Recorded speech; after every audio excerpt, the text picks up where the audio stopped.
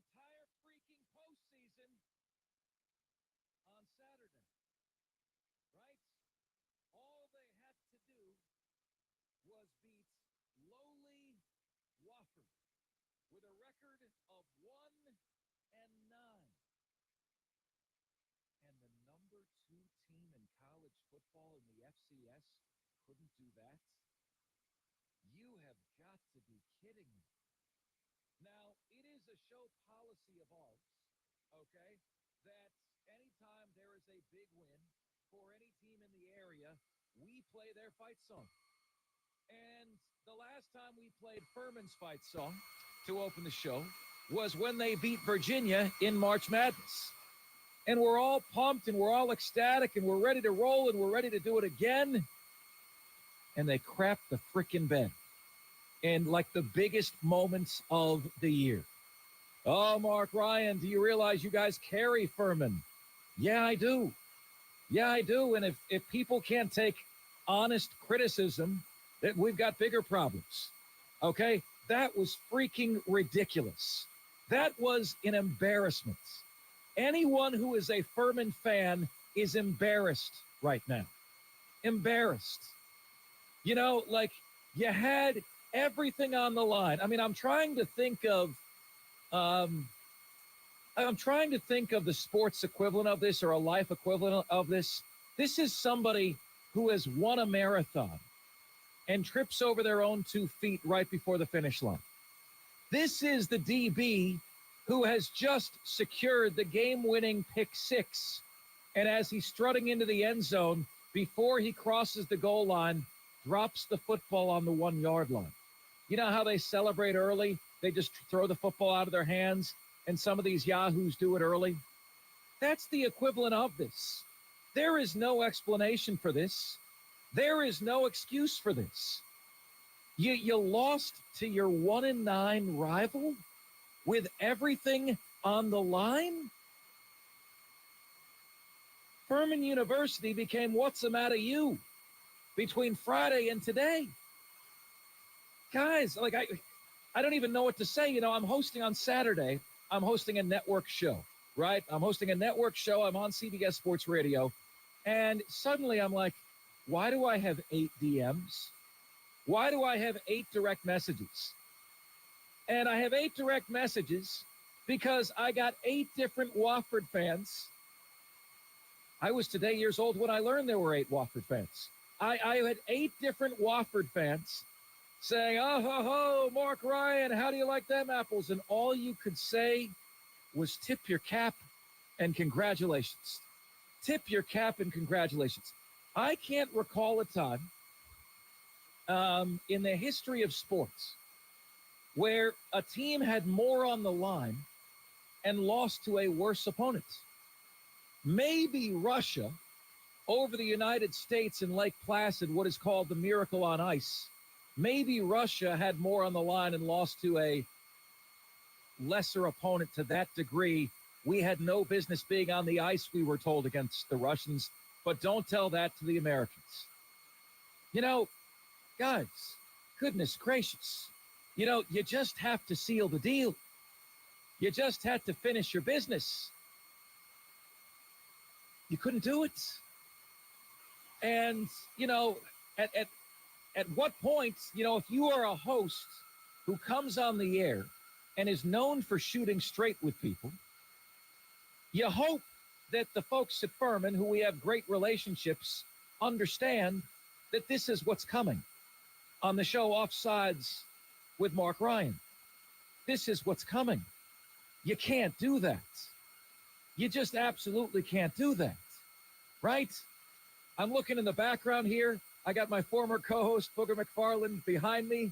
He joined me on the air on Friday, which was a ton of fun. By the way, big thanks to Carlos for filling in on Friday as well.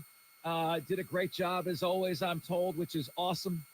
But, guys, Wofford, if all we can do is congratulate you, and Furman, all we can say is, how in the hell did you let that slip away? How did you let that slip away? You know, the Greenville Drive, I believe, are going to be a higher level of single A than Spartanburg's new baseball team. Mayor Rice, Jerome Rice of Spartanburg, let us know that the Spartanburg team name is likely going to start with Hub City, right? I mean, he intimated that. Maybe they'll change their mind, but he intimated that. And, they're a lower level team than the Greenville Drive, and there are very few true Greenville versus Spartanburg wars. And to be fair, guys, I'm not on either side of Greenville versus Spartanburg. I root for Spartanburg. I root for Greenville. Okay? I think Spartanburg as a city is incredibly underrated. I've had a fantastic time every time I've gone there. But I am allowed by the rules of sports fandom, rule number 1 of the rules of sports fandom, I am permitted to have one big school and one small school, UF and FU. And when I pieced together the experience I had over the weekend from my 2 teams, Florida and Furman, I've never been more embarrassed. Florida snatches defeat from the jaws of victory Saturday night against Missouri. They have Missouri on the ropes. They've got to go in for the final score. And my friends and I are on a text chat that Florida's got to get a touchdown. They play for a field goal. They have a defense, right? They have a defense that can't cross an ant, can't stop an ant from crossing the sidewalk. Okay? And they play for a field goal instead of a touchdown.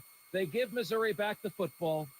They hold Missouri to a 4th and 17. And I look at the odds at that moment, and it says Florida's a 99.9% chance to win. I never felt like Florida was going to win. 4th and 17, it was not a matter of if, it was just a matter of when Missouri was going to convert that. They did. Missouri won the game. Billy Napier, former Furman Paladin, is not the right man for the job in Gainesville. All right? Not the right man for the job. And that happened after my smaller school embarrassed me. Embarrassed me. And if you're a Furman fan, you were embarrassed. All right? Guys, you can't expect me not to call a spade a spade. You can't expect that. All right? That's an embarrassment. And I want to let you know, and this is the thing that I think really that I said incensed, this is the thing that I said that really incensed Wofford fans over the weekend. We had Clay Hendricks on Friday. Okay? And on Friday, Clay, I opened up with a very open and honest question to Clay Hendricks. And never in a million years did I think that the Furman football team was feeling the same way that I was. Here is the interaction between myself and Furman football coach Clay Hendricks on Friday. And goodness gracious, man. I mean, I thought that a radio host and fans could feel a certain way about a game, but the team could still take it seriously. I learned otherwise. Okay, Coach. So I hope that you and I have cultivated a relationship over the last 3 years where I can ask you the question I'm going to ask you, because it's stuff that Diesel and I talk about on the air, off the air all the time. And if I haven't cultivated that relationship with you, Coach, you can just hang up the phone. Okay? But I hope you don't, because right. I like you very much. All right. And so here you go. Why do coaches never say, look, we're a far better team than Wofford? This game should not be close, because that's what Diesel and I say about this game when we talk about it. Why is there this coach speak-ism where everybody's always got to say nice things about the opponent, no bulletin board material? The reality is, Coach, you guys are going to destroy Wofford on Saturday. You're going to stomp on their souls. Why is it not okay to say that? Well, it's okay probably for you to say it. I just know there's a whole lot that goes into just trying to win the game. Games are so different. Everyone plays out a little different.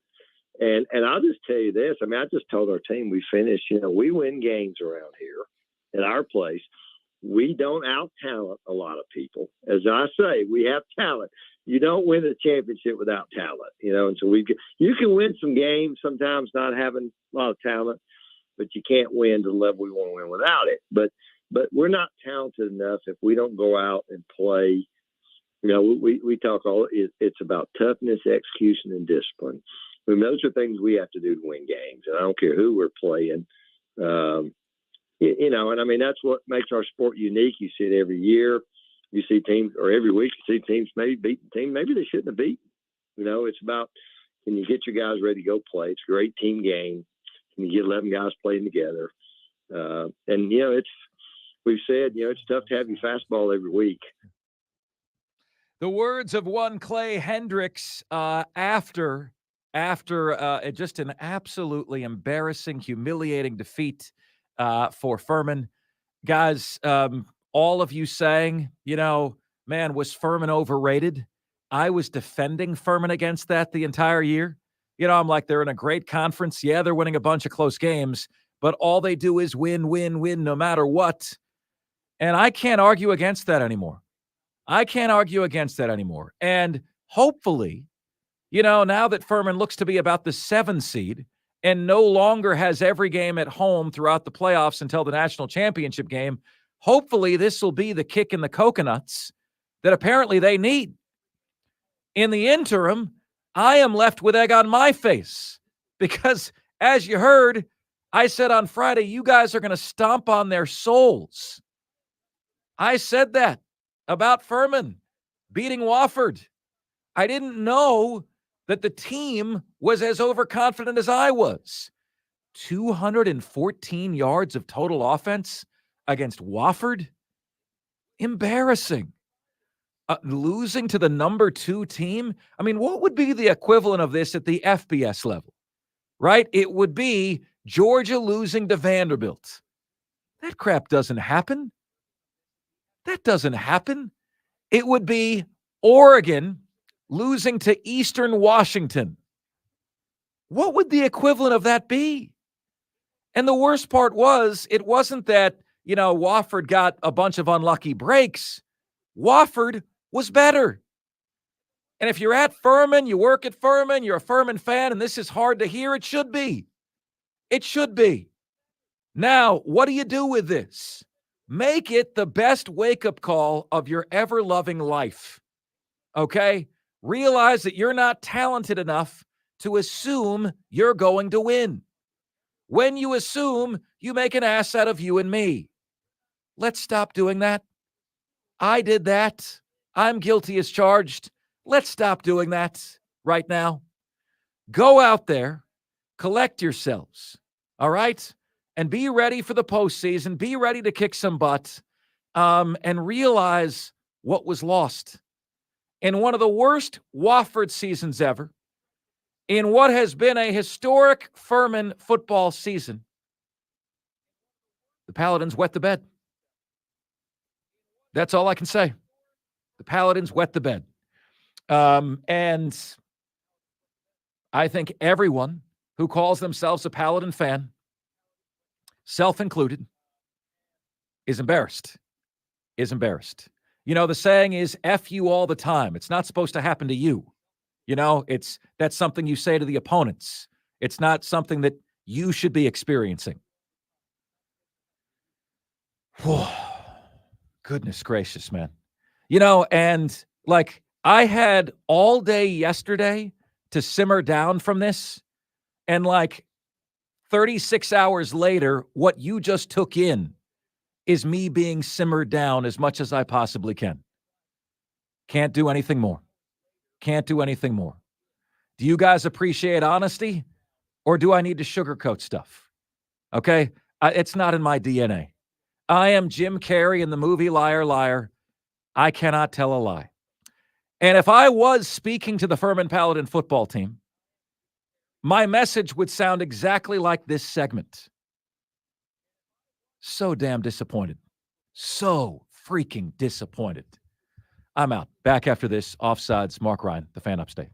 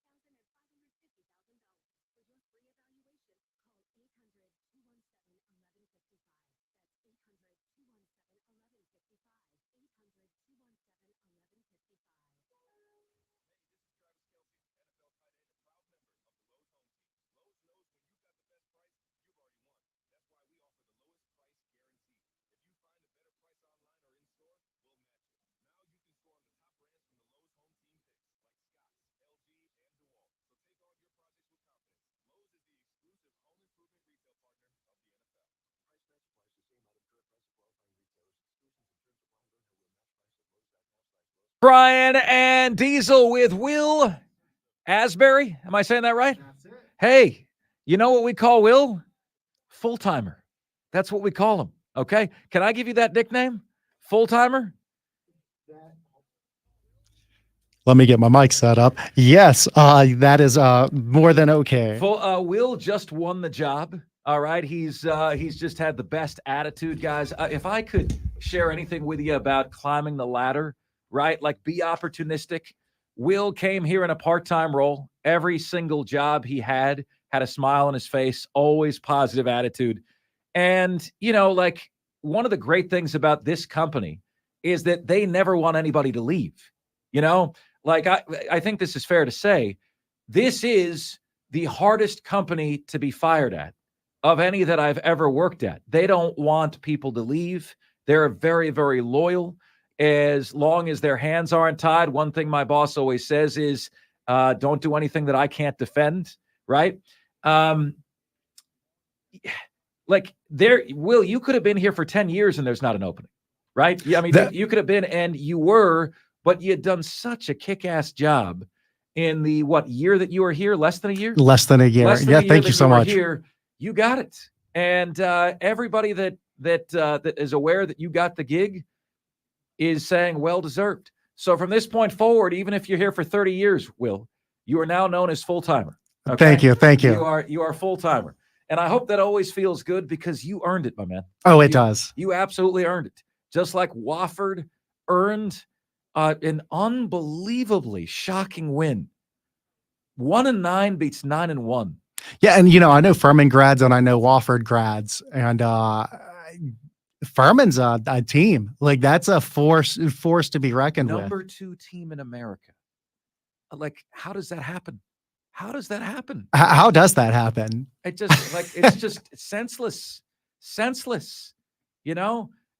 Just because Mark Ryan thinks you're going to walk all over Wofford doesn't mean you can't fail to show up, fail to make an effort. And I think even then, that's a slap in the face to Wofford's effort, right? Furman showed up. Wofford somehow was just better. Flat out better. It sounds like the just age old underdog tale. Just coming up and showing out. That's what they did, man. What they did. Gave them their best game. Furman gave them their worst. Incredible. Texter says it's hate week. Go Gamecocks. Down with the taters. So says Spur Daddy. Texter says, yeah, Mark, Furman crapped the bed. He used harsher words than that, but I can't say those words on the air. Texter says, I can say this. Texter says, F you, effed up. Yeah, very creatively done, sir. Very creatively done. If you were going to tell me I got to describe the Furman Wofford game and I only have 10 characters, F you, effed up. Those would be them. Those are the 10. Beautifully done. Beautifully done. Mark, Florida has had a lot of decommitments last week also. Texter, I already told you I'm in a bad mood, okay? Like, you want to make the mood worse, or you might want to make the word better. Both of my teams, UF and FU, embarrassed me. They embarrassed me. I was effed all the time on Saturday, and it embarrassed me. I'm literally embarrassed. Furman felt the Mark Ryan curse, Mark picking them to win. Well, Texter, here's what happens in this business, okay? You make a wrong prediction, it goes viral. You make a right prediction, nobody talks about it. I was the only host I know that had both Clemson and South Carolina winning over the weekend against more highly ranked teams. Okay? Clemson's unranked. North Carolina was number 20. South Carolina ranked number 50 in the SP+. Kentucky ranked number 31. I picked Clemson to win. I picked South Carolina to win. That doesn't go viral. But when you're wrong, it gets picked up by freezing cold takes, etc. Right? Let's see here. Mark, I would like to know if Diesel stormed the studio after App State beat James Madison. Well, storming the field, Mark L.O. Ducks, is for losers, okay? You only storm the field when you didn't expect your team to win. Period. End of story. Thanks for playing. I have been a Florida Gator fan for 28 years. There's not been a single occasion where the Florida football fans have rushed the field. Not a single occasion. Texter says, go ahead and queue up Tiger Rag for next Monday. We going to play this is what I can say. We going to play slap coconuts with the little sisters of the U of SC. I think I changed that to something I can say on the air. Texter's got a new one for me. Hey, FU. UF. That's my school. Hey, FU. UF'd up. Yes, you did. Yes, you did. With everything on the line. Like literally everything on the line. You could taste it. I mean, like for Furman, you have completed the 5-course meal. It's the best meal you ever made in your life. You got the filet mignon, okay? You got the macaroni and cheese. You've got the 5-star cheesecake desserts. You're bringing it into the home. You trip over the curb, and now you're wearing the whole meal. That's what Furman did on Saturday. I mean, it's just, I can't even describe how senseless that performance and results are. Can't describe it. Can't describe it. Doesn't make any sense to me. Let's see. Texter says it's not called storming the field. It's called meeting at the paw. Remember? So says Mongo. Mongo, Clemson doesn't storm the field. Okay. They're on the field as part of a tradition, and the meeting at the paw, for those uneducated, is part of what makes the vibe at Clemson so special. What I tell people when they say, man, Mark, tell me about Clemson. Is it a special place? I say very, very much so. Why and how? Well, I said, I wish Florida felt like this, but it doesn't. At Clemson, there is no red tape between the fans and the most famous people at the university. There's no red tape between the star quarterback and the fans. There's no caution tape between the fans and Dabo Swinney. They talk, they walk amongst you. And that creates this all-for-one mentality, #all-in, that is incredibly unique and incredibly special. And you don't get that anywhere else. And that sure as hell isn't rushing the field, Mongo. But I promise you one thing, Mongo. If South Carolina beats Clemson on Saturday, they will rush the field at Williams-Brice Stadium. You know why? Because you didn't expect to win. You know as well as I do, if South Carolina wins, they're rushing the field. You think if Clemson beat South Carolina, they'd rush the field? You think it would look any different than their usual meeting at the Paw? No. But Gamecock fans will rush the field if they beat Clemson on Saturday, and that's the difference between an A program and a C program. You act like you've been there before. 844-FAN phone. That's 844-FANFONE. That's 844-326-3663. Who do we got on the line, Will? Oh, okay. That's the number for you guys to call in if you would like to call into the show. Furman and James Madison believe the papers and didn't show up. Texter says the SEC fines schools if they storm the field, so it isn't allowed at Florida. Texter, it isn't allowed anywhere. Every conference has rules for storming the field. What happens is no school listens to the rules. Tennessee has the rule not to storm the field. Not only did they storm the field against when they beat Alabama, they took down the goalposts.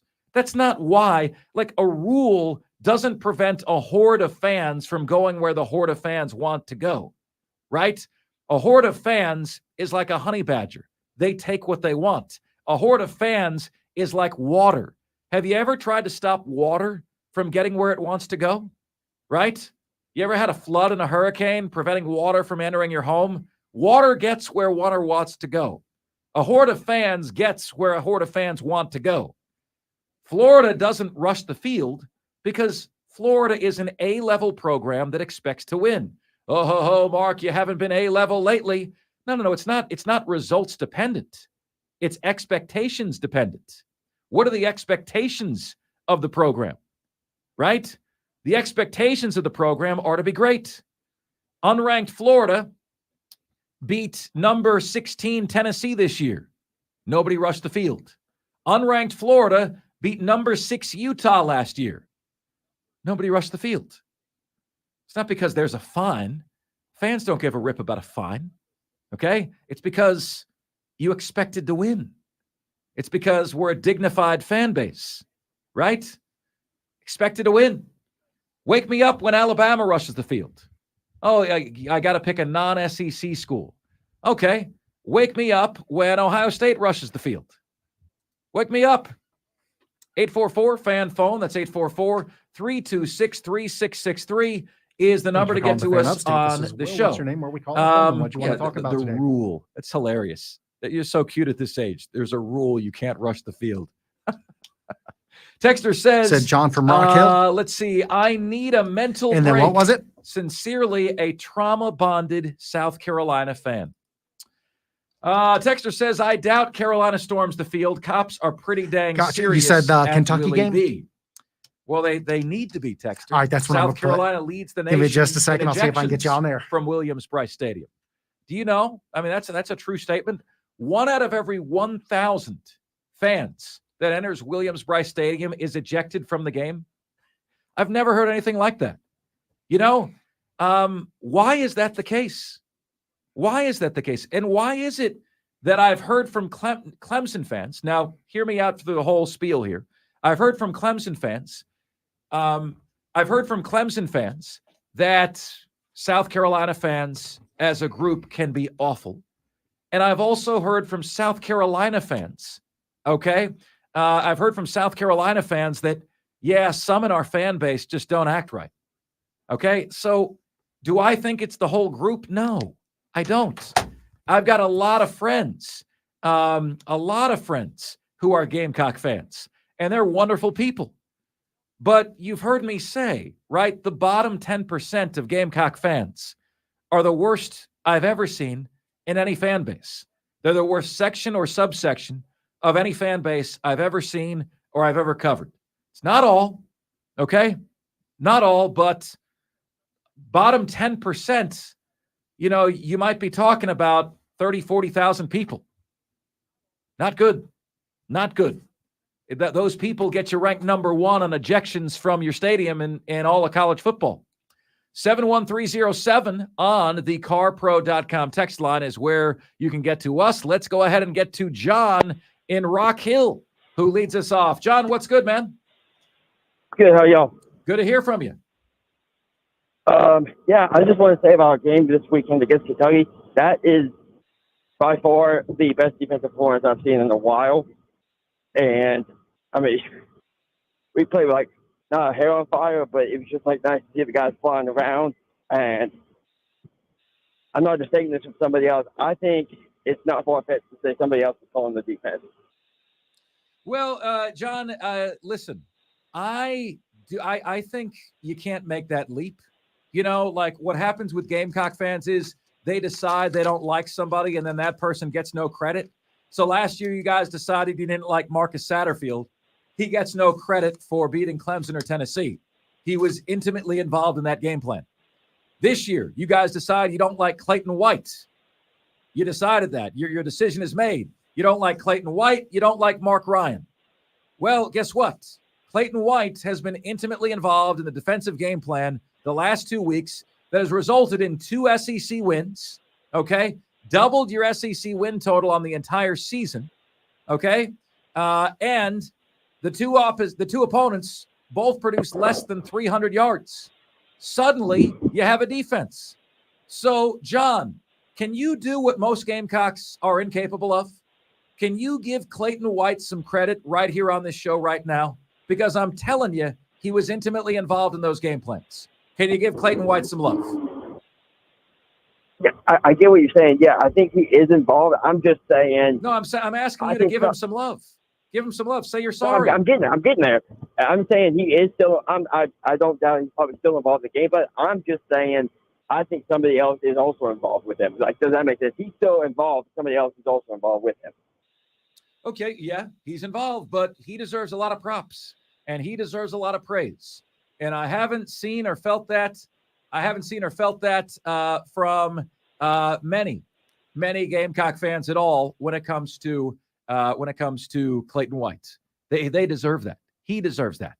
Suddenly, South Carolina has a defense. Congratulations. Guys, Florida's defense got worse over the course of the year. South Carolina's got better. And Florida snatched defeat from the jaws of victory with a 99.9% chance to beat Missouri. And the last thing I'm going to sit down and just take in the kisser, okay, is this moral victory nonsense that is coming out from some Florida fans. The difference, as you guys heard me say last week, between a program like Florida and South Carolina is only the expectations for the program. But I'm hearing a number of Gator fans sound like they're Gamecock fans right now. I'm hearing a lot of this. We were right there against a top 10 team on the road. Get out of here with that BS. All right? There's no moral victories at Florida. That kind of moral victory drivel, we were right there against a top 10 Missouri team on the road, is what a program like Missouri says about playing Florida close, not vice versa. Be better. Be better. I'm thrilled South Carolina won. I picked South Carolina to win, picked Clemson to beat North Carolina. And I'm curious, guys, like, is this Palmetto rivalry not a bigger deal than it would be if both teams were actually good? I mean, think about what's on the line here. Both teams have been punched in the gut this year. South Carolina, way worse than expected. Clemson, way worse than expected. And so, given the fact that this is the final carrot of the season, and one fan base is going to have to stomach a failure of a season and a loss to the rival, bitter taste in their mouth for 8 months. And the other fan base is going to be able to say, well, not the season we wanted, but at least we ended on a positive note. In some respects, this feels bigger than if both teams were in the top 25 because of exactly what is on the line. Like if Beamer is able to beat Dabo, if you've got a winning record against Dabo Swinney and you're the Gamecocks coach, you get a statue erected outside of Williams-Brice Stadium. If you're a Gamecock fan, you can start to say things like Dabo should be paying Beamer rent because Beamer owns him. Beamer 2-1 against Dabo with a win? It's incredible. It's incredible. Nobody had beaten Dabo. I mean, correct me if nobody had beaten Dabo since Spurrier, right? Spurrier's the last Gamecock coach that beat him. So this is massive. This is absolutely massive. All right, my friends, 71307 on the carpro.com text line is where you can get to us on the show. When we come back, we flip the script and talk Carolina Panthers with Jim Szoke, color analyst for the Carolina Panthers. That's next here on Offsides. We are the Fan Upstate.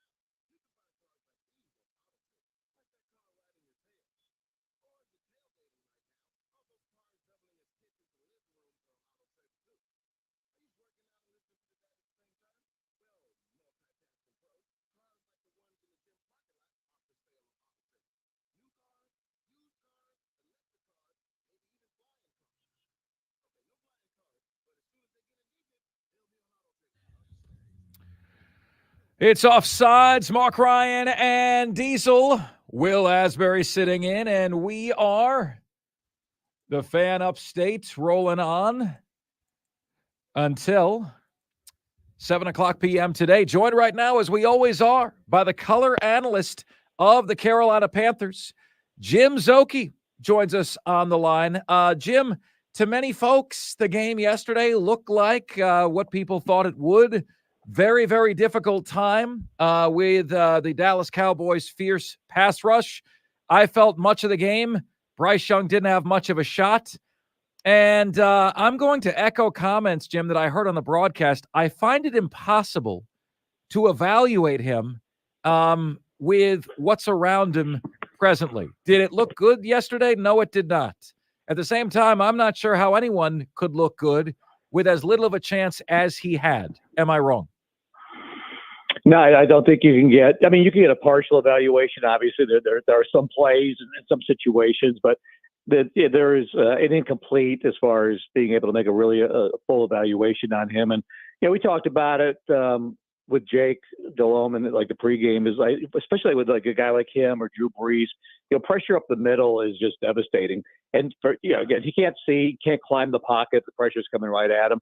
So it really limits what he can do and how he can function in the offense. So they've got to get that right. If not this season, this off season, about especially the interior three of that offensive line have just got to give him a chance. And obviously you're facing Micah Parsons, one of the best in the league. We get it. The Cowboys are good, but Mark, it's not the first game, right? So it's been going on a lot this year, and he just needs to have better protection and obviously more explosive plays provided by guys that either are here or will arrive at some point in the future in the pass game. Jay Glazer says that the hottest seat in the NFL belongs to Frank Reich. I saw that today, and I was floored by it, Jim. There's no way that Tepper is going to go into what would amount to his fourth head coach in 8 years, is he? Well, I'm on the broadcast team, so those kind of hot takes are a lot of people like Jay Glazer and those kind of folks. That's not really my lane, but I would say, everybody knows this is not, college. It's not high school. It's pro football.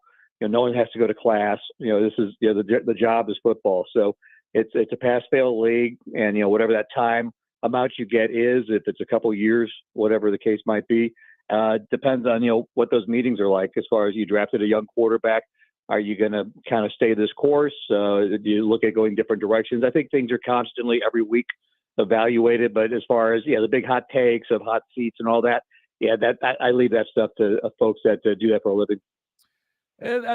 That's fair. Can I ask you the question this way then, Jim? Is there, when you're watching Frank Reich, is he making you scratch your head at all? Like, do you understand why he's doing what he's doing? Are his hands tied because the roster is what it is?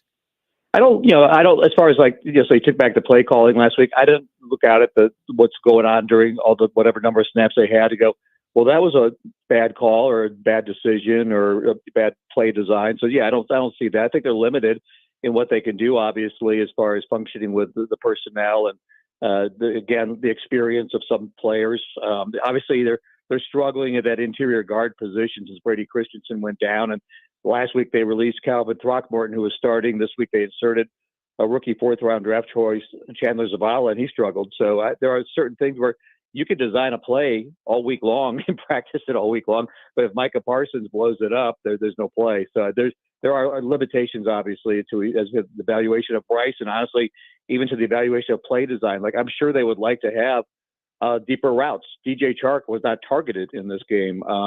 Jonathan Mingo had one catch for 6 yards. That they have to have the ability, that's not all of them, to develop longer pass routes that are more than just intermediate routes to Adam Thielen. So I'm sure they want that to happen. They're just not able to execute it in a game situation. Jim Szoke joining us here on the show after a really lopsided performance. Dallas over the Carolina Panthers, 33-10. How would you describe Bryce Young's psyche at the moment, Jim? I mean, I love the kid. He seemed to be down when I was looking at him on the sideline yesterday. I don't know how he wouldn't be. He's won at every level. This is an entirely foreign concept to him. He's got an incredible will around him. I think his leadership might be his greatest strength. How do you think he's processing what he's going through right now?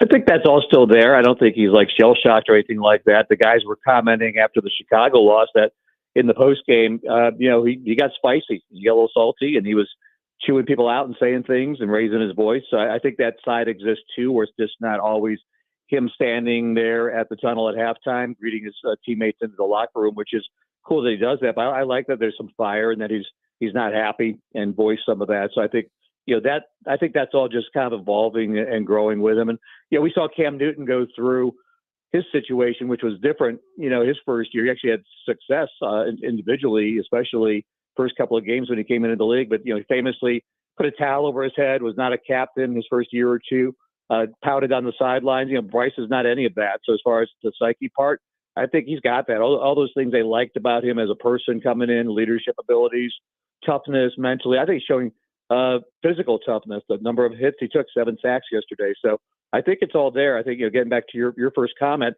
is he perfect? No. Do we know that he would be outstanding if given a really well-formed pocket every time? No, we still don't know that he'd miss some throws, obviously, but I do think that he's holding up well considering a really tough situation for him right now. Yeah, it has been incredibly difficult. Jim, as we look at the rest of the season now, and it's what there are 6. Let's see, 1, 2, 3, 4, 5, 6, 7 games remaining. Like, as a broadcaster, what do you want to see? Is it as simple as saying improvement, growth? Show us that over the final 7 games? I think, for the offense, it's that. I think, they need to show that it's going in a direction where you invested heavily, a lot of assets into the number 1 pick and into this person at quarterback, Bryce Young. So, yeah, you've got to continue to bring that along, and there needs to be progress. I thought up till through the Houston victory, that we kind of saw kind of a weekly ascent of like his abilities, his confidence, passing looked a little sharper. And then since then, it's just fallen off. Now, Dallas is a really tough team. In theory, Tennessee should not be as tough of a team. But then, we didn't think Chicago would be as rough as they were. And Chicago was a disaster. So I think, you do need to see improvement on that side. The score doesn't reflect. I think the defense is under a lot of strain. The defense has been really good. The score yesterday included, obviously, a pick 6 by Dallas. But beyond that, they've done really a good job on the defensive side of special teams, holding things in check. So I think, to me, really want to see this offense click. It was encouraging to see the run game at almost 5 yards a carry yesterday, over 100 yards. I think that will help Bryce, will help everybody out. Now it's a matter of pass protecting better and getting some other options, again, besides Adam Thielen in the pass receiving game that makes this team give a defense more to think about. Jim Szoke, color analyst, Carolina Panthers. Jim, rain or shine, appreciate you showing, and we look forward to some better performances down the line. Jim, again, and from us to you, happy Thanksgiving to you and yours. Hope you have a great holiday week. We will talk to you next Monday. All right? Sounds good, Mark. Have a good week. Have a good holiday. You too. Take care. Happy Thanksgiving to the Szoke family, and happy Thanksgiving in advance to all of you guys as well. Let us insert favorite word in the English dictionary, keep you abreast of the schedule situation this week. Diesel is off this week. We've got full-timer Will Asbury joining us Monday, Tuesday, and Wednesday. Then locally, we are off the air, but I have a CBS show on Thursday, 3 to 6. So it's going to feel just like I have a regular week, because I got a CBS show Thursday, 3 to 6 on Thanksgiving Day. And then on Friday of this week, I'm on CBS from 6 p.m. to 10 p.m. Eastern time. All right. And then we'll be back on Monday, post-rivalry Monday. How juicy is that going to be? Up next on the show, a great win for the Gamecocks, and why my belief is this rivalry game could be bigger than any previous season where the teams were actually good. That's next here on Offsides. Mark, Ryan, and Diesel with Will Asbury sitting in, and we are the Fan Upstate.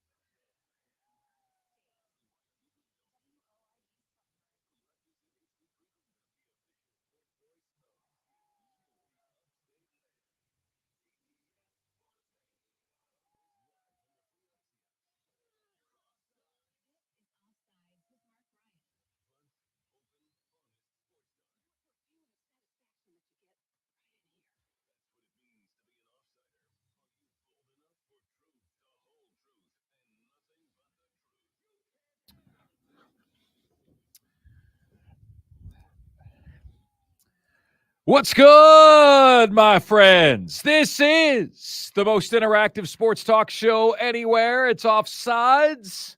Mark Ryan and Diesel with Will Asbury, a.k.a. Full Timer, sitting in, and we are the Fan Upstate, rolling on until 7 o'clock p.m. today.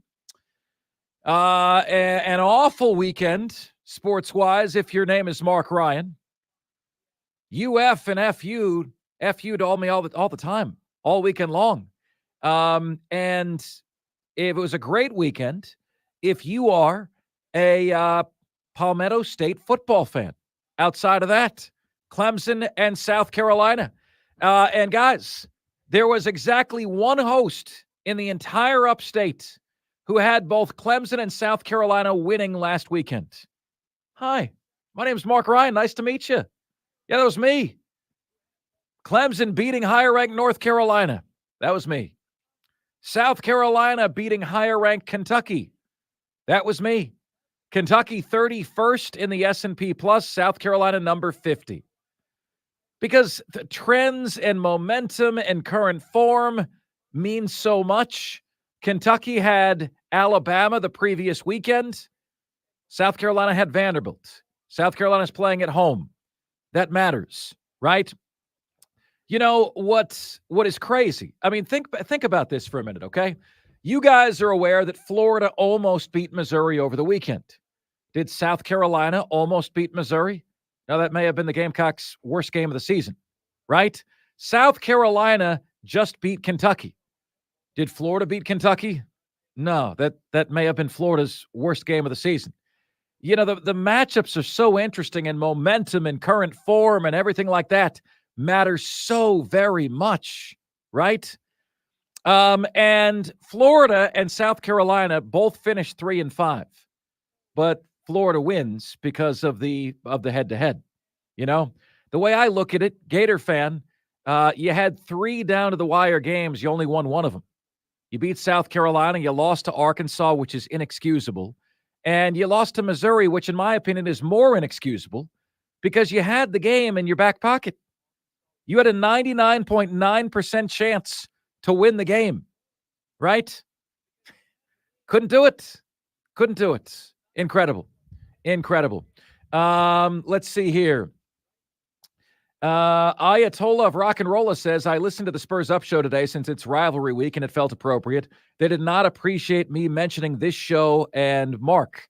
Ayatollah, did Chris not appreciate that, or did those in the comments not appreciate that? Who was that didn't appreciate that? 71307 on the carpro.com text line is where you can get to us, and want to let you guys know this, man, because we have got an absolutely jam-packed weekend coming up here on the Fan Upstate, okay? So let us update you on all of the above. On Thursday, we have got a triple header of NFL action for you right here on the Fan Upstate. Detroit, Green Bay at 12, okay? Detroit, Green Bay at 12. Then we've got Dallas, Washington at 4:15. Then we have got San Francisco, Seattle from 8 to 11:30. Triple header of football action all on Thanksgiving. But this year, because the NFL is greedy and just like the honey badger, the NFL takes what it wants. The NFL's got a game on Black Friday, 2:30 to 6:30 p.m. Miami against the New York Jets, right? This Friday. right here on the Fan Upstate. By the way, you'll be able to hear me right after that game's over here on the Fan Upstate. Then on Saturday, we, of course, are carrying Michigan and Ohio State. Why not, right? Why carry one team when you can carry an entire country worth of teams? That's what we give you here at the Fan Upstate. Then we've got college basketball, Furman and UAB. On Sunday, on our sister station, WROQ, we have the Panthers against the Tennessee Titans. And on the Fan Upstate, we're going to have Atlanta versus New Orleans, 12:30 to 3:45. And then Buffalo, Philadelphia, 3:45 to 7:30, followed by Baltimore and the LA Chargers in the evening time. Monday Night Football next week will be Chicago against Minnesota. I thought it was interesting that Jim Zoki said that Bryce Young went at his team in the locker room after the Chicago game. Like the fire and the brimstone, and was really chewing some guys out after that game. I mean, that said something to me, man. I mean, that's the kid. The kid does have some fire, and there's no doubt about that. But man, I got to give a lot of credit here, a ton of credit. Texter says, bro, how about Furman bleeping losing to Wofford? What the hell happened? Texter, I highly suggest you open the Odyssey app, use the rewind feature, and listen to the first segment of this show. First segment and a half of this show. It was all that. It was all about that. There was fire and brimstone, no doubt about that. Texter says, in my opinion, the Gamecocks' issue on defense is talent and depth, not necessarily a coaching problem. The depth issue is on both lines. Texter wants me to know that Clemson can end Rattler's college career. Another texter wants to know, Mark, with the shortened week, when are you doing the upset picks this week? Let's see here. We're going to do them all on Wednesday. Okay? So most weeks you get the courtesy, you got Thursday and Friday to get your picks in. This week we do not. Okay? This week it's only going to be Wednesday. All right? So from 4 p.m. to 7 p.m. on Wednesday, your picks are due. All right? That is how we will do that magic that we do. It'll be this particular Wednesday. Let's go ahead and get to Jason in Columbia, who is up next on the show. Good to hear from you, Jason. Happy Thanksgiving to you and yours, man. The floor is yours. Hey, same to you, Mark, and everyone there.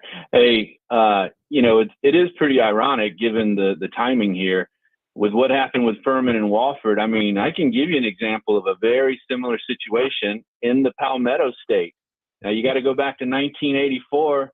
South Carolina had what they called their Black Magic season, okay? They were undefeated when they went up against a 2-6 Navy team, second to last game of the year. Oh, no. Navy was on their backup quarterback and their third string running back and put it on the Gamecocks 38-21.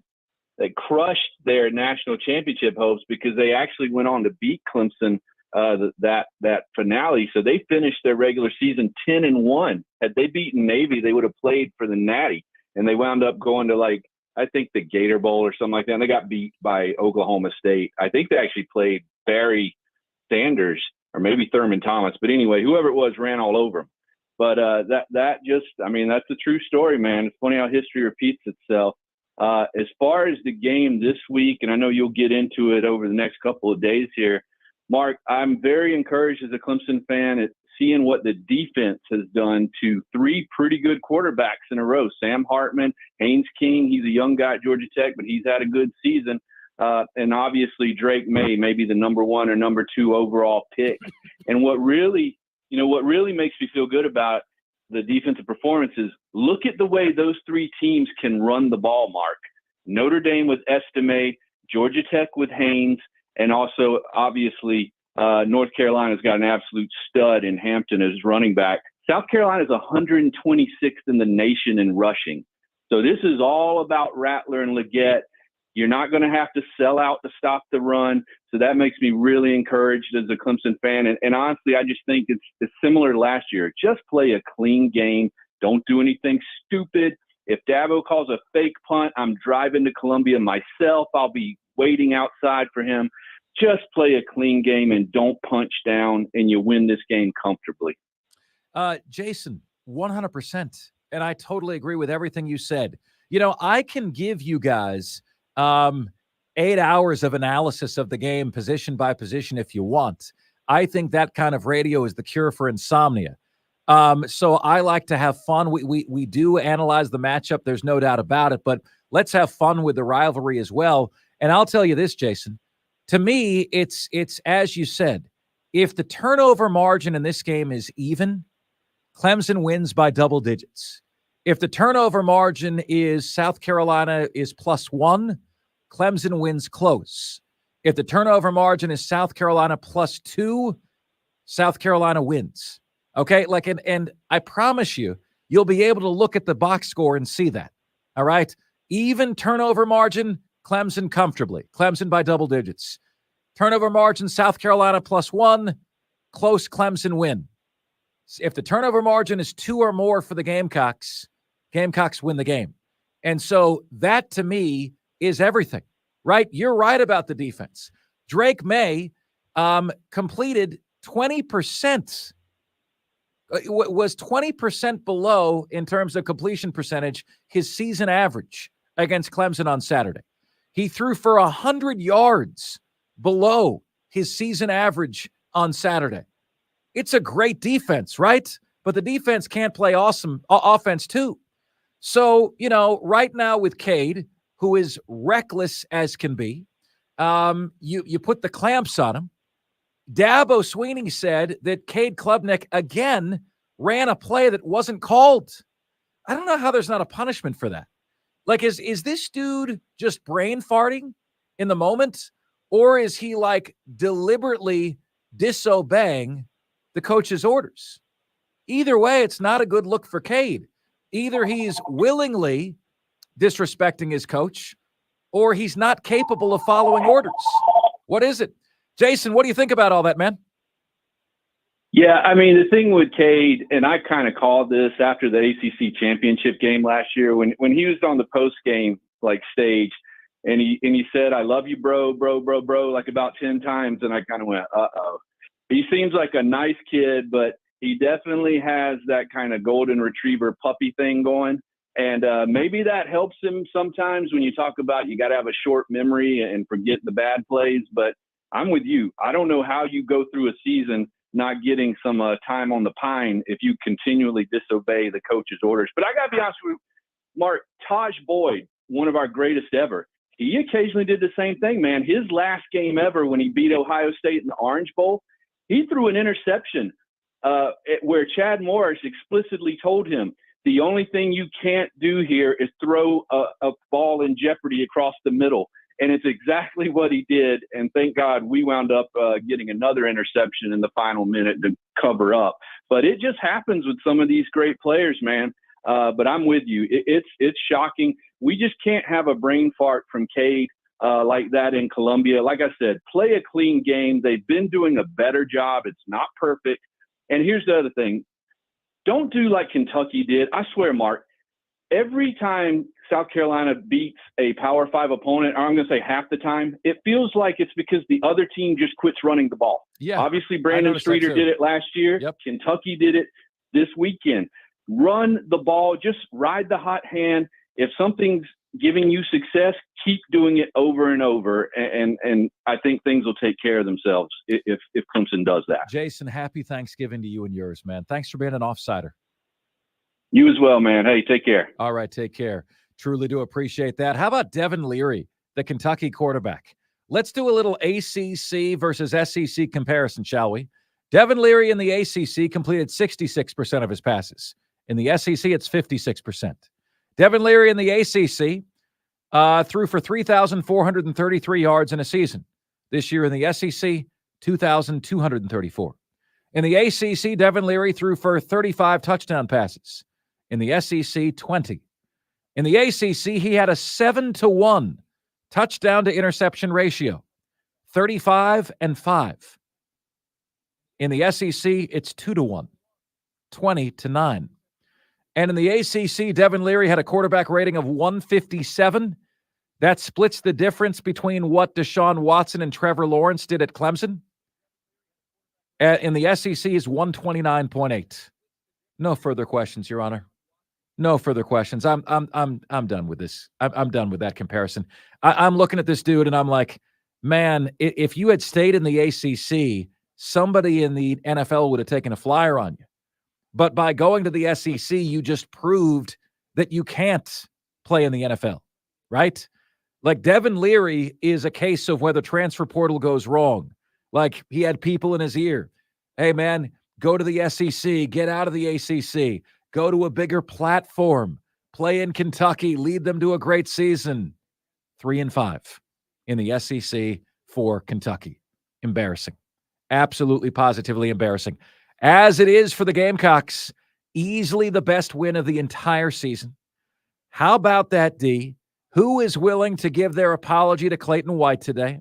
You know, no one ever wants to blame Shane Beamer. Everyone always wants to fire the coordinators. You love the head coach. You hate the coordinators, right? Last year was Marcus Satterfield. This year it's Clayton White. All I'm saying is 2 straight SEC wins, 2 straight games of holding your opponent under 300 yards. You have allowed 10 points per game in the last 2 SEC games. 6 against Vanderbilt, 14 against Kentucky. That's 20 points divided by 2 is 10. Those are Michigan numbers of what you're doing defensively. Kentucky doesn't have a bad offense. Vanderbilt didn't have a bad passing offense. You've shut them down. You've completely shut them down. And I'm telling you, if Clemson goes to Williams-Brice Stadium and is putting the ball on the turf, they're going to lose. All right? And you can analyze the rate of blitz packages and cover 3 zone schemes and swing pass rate, and you can do all of this stuff till the end of time. But the reality is, if Clemson goes to South Carolina and does not turn the ball over, they win comfortably. They win comfortably. South Carolina showed me something, man. They showed me something. They were able to win a defensive slugfest, and that's incredibly impressive considering where they were early in the season when a shootout was literally their only shot. And South Carolina was efficient and organized at key points in the game. When is the last time you used the words efficient and organized to describe the Gamecocks? They were that, right? So, you know, guys, this show is going to be one where if you've got an embarrassingly bad performance, this show is going to call you out.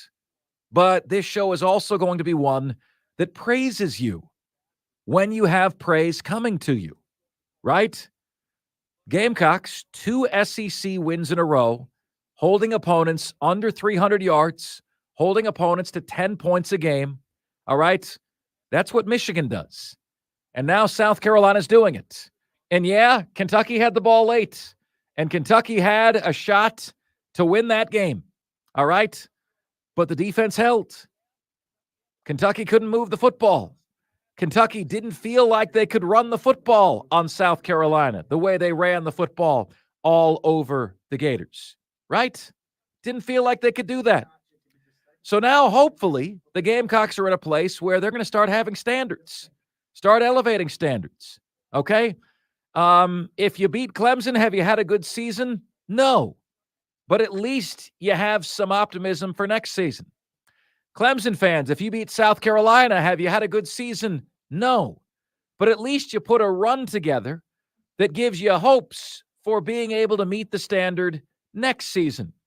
Let's get to Mongo, who wants to talk Gamecocks with us next. Hey, Mongo, happy Thanksgiving to you and your family, Mongo. Good to hear your voice, sir. How are you? Good, man. How about you? Doing well. Hey, listen, I got raked over the coals a couple of weeks ago on the old X app there because I saw a lot of the Fire Clayton White people. I've not been one of those guys because I have given the perspective of when are we going to hold some of these players accountable for playing less than stellar? I mean, you could put any defensive coach out there you want to, and if you've got players that aren't living up to the standard, then it doesn't matter who you've got coaching them. And I've noticed that. There's been quite a drop-off from last year to this year. And I don't think it's Clayton White's fault. Now, a lot of people are like, oh, you're just a homer, blah, blah, blah. We need to fire Clayton White. I don't know, man. The dude called a pretty good scheme last year, with really good defensive players. Have we been kind of a mash unit this year? Yeah. But, there's been opportunity for South Carolina to be better. And I think moving some people around is what's caused some of the defensive success that we've had. Jalen Kilgore has really come out strong in the past few games. Yeah, no, listen, he has. He's been incredible. The defensive line is getting pressure with 4. I've noticed that. That is incredible. Right? So again, Mongo, realize this is happening at the same time that I'm watching my team regress on the defensive side of the ball. And South Carolina is playing its best football. So that is a really positive sign about Beamer, but also about the program's ability to develop players, because very clearly at the beginning of the year, they weren't there. All right. At the middle of the year, they were improving, but they weren't there. I don't want to tell you, Mongo, what I think the score would be if Florida played South Carolina again. I just want to take my victory over you and run. Okay. All right. Hey, man, here's the thing, though. I think a lot of it has to do with what you just said. It was improvement through finding the right players to put in that position. I think at the beginning of the season, they thought they had the right players with what they had, and they didn't. So you've got guys playing that you didn't expect to see play this year. Man, that's true. We'll see. I'm really hoping for Will Shipley and Phil Moffitt to get a case of the Butterfingers on Saturday. That's for sure. Thank you for the call, Mongo. Happy Thanksgiving to you and yours. Radio Freak 1231. By the way, guys, if you guys could do me a solid, Fafo Shabazz, great to see you, buddy. Hope you're doing well. Fafo's a real life friend as well as a listener. JD Wyatt, Curtis Scholl, Ayatollah of Rock and Roll, and Nolan R. Nolan R., I saw you had a comment for me earlier saying I always say that about the Gamecocks. Is it not true, what I said? If you guys have a sports take on the YouTube channel, if you could also put that on our text line, it's much easier for me to see. The text line stays stagnant, right? It always has text messages coming in, but the YouTube feed, it just scrolls, right? It just scrolls, and then the comments are gone. They're hard to find. So if you guys have a sports take, if you could also send it to the carpro.com text line at 71307 and start your text with the word fan, and away you go. That would be highly appreciated as well. Radio Freak 1231 says, who is my Heisman Trophy favorite? If Jaden Daniels doesn't get it, they should disband the whole thing. Disband the whole award. Because what it would show is it's not about the best player. It's about the best player on the best team that had the best marketing campaign. Do you realize all year long, this is the award that's supposed to go to the most outstanding player. It goes to the best quarterback on the best team. They've gotten away from their own definition of the award. And all year long, when I would go to ESPN.com, I'm seeing Bo Nix for Heisman ads that with Nike money, Oregon is doing. Please tell me we're smarter than just letting an ad campaign have a guy win. Bo Nix is great, but Jaden Daniels is superhuman with what he's doing. I saw Jaden Daniels himself put up 606 yards of offense against my beloved Florida Gators, the most by a single player in any game in SEC history. I don't know how that guy doesn't get the award. All right, up next, some thoughts on Clemson and North Carolina as well. Look, a corner was turned against North Carolina, and the beauty is that both of these Palmetto State teams are playing their best football of the year right now. It's Offsides, and it's back after this right here on the Fan Upstate.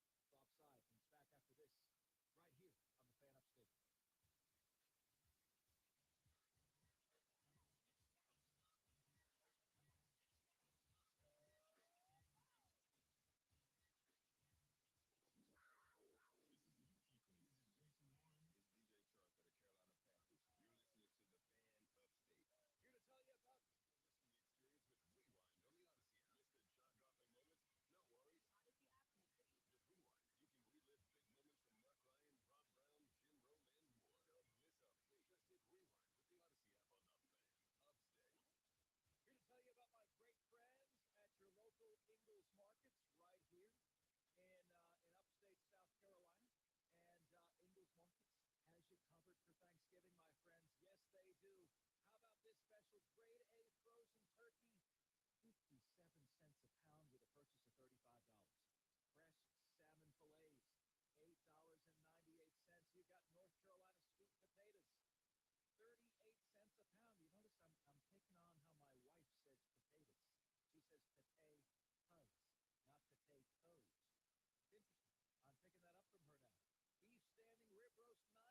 38 cents a pound. You notice I'm taking on how my wife says potatoes. She says potatoes, not potatoes. It's interesting. I'm picking that up from her now. Beef standing rib roast, $9.98 a pound. You've got delectable Bluebell ice cream, half-gallon varieties, $6.88 a pound. Not to mention Doritos or Simply Cheetos, the big bags, two for just $6.98. Folks, you're going to be going to and from Ingles all week long for Thanksgiving. Make it easy on yourself. Go to the place that's going to save money, put more money back into your wallet, and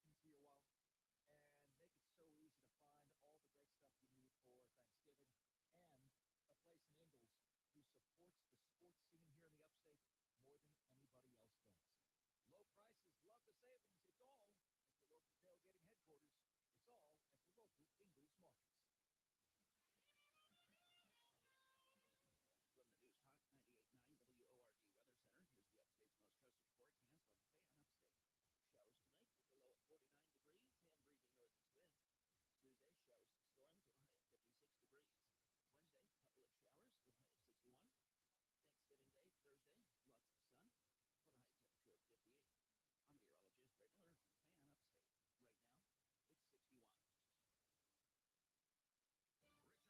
Thursday, lots of sun with a high temperature of 58. I'm meteorologist Ray Miller from Fan Upstate. Right now, it's 61. Rich Eisen here from Monday Night Football on Westwood One. A great matchup with two division leaders, both coming off their bye weeks. From Kansas City, it's the 7-2 Chiefs hosting the 8-1 Philadelphia Eagles. Kevin Harlan and Hall of Famer Kurt Warner will have the call from the rocking Arrowhead Stadium, on air and on the free live stream sponsored by AutoZone on Monday Night Football. Get ready for the game with more details and preview at WestwoodOneSports.com. Score early this NFL season with FanDuel, America's #1 sports book. Right now, new customers get $150 in bonus bets with any winning $5 moneyline bet. That's $150 if your team wins. If you've been thinking about joining FanDuel, there's no better time to get in on the action. The app is so easy to use. There's a wide range of betting options, spreads, player props, over-unders, and more. So visit FanDuel.com/win and kick off the NFL season. That's FanDuel.com/win. FanDuel, official partner of the NFL. There's nothing worse than coming home from a cold day to find out that your heater isn't working. When this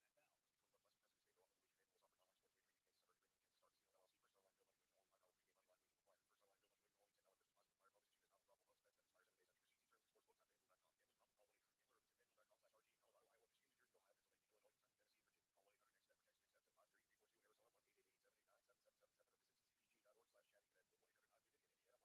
an HVAC company you can trust. A company like Priority Heating and Air. Their HVAC specialists will give your system a thorough checkup. And if you need a new unit, Priority Heating and Air is a proud distributor of the Tolman line of HVAC systems. So keep your family or business warm this winter and give Priority Heating and Air a call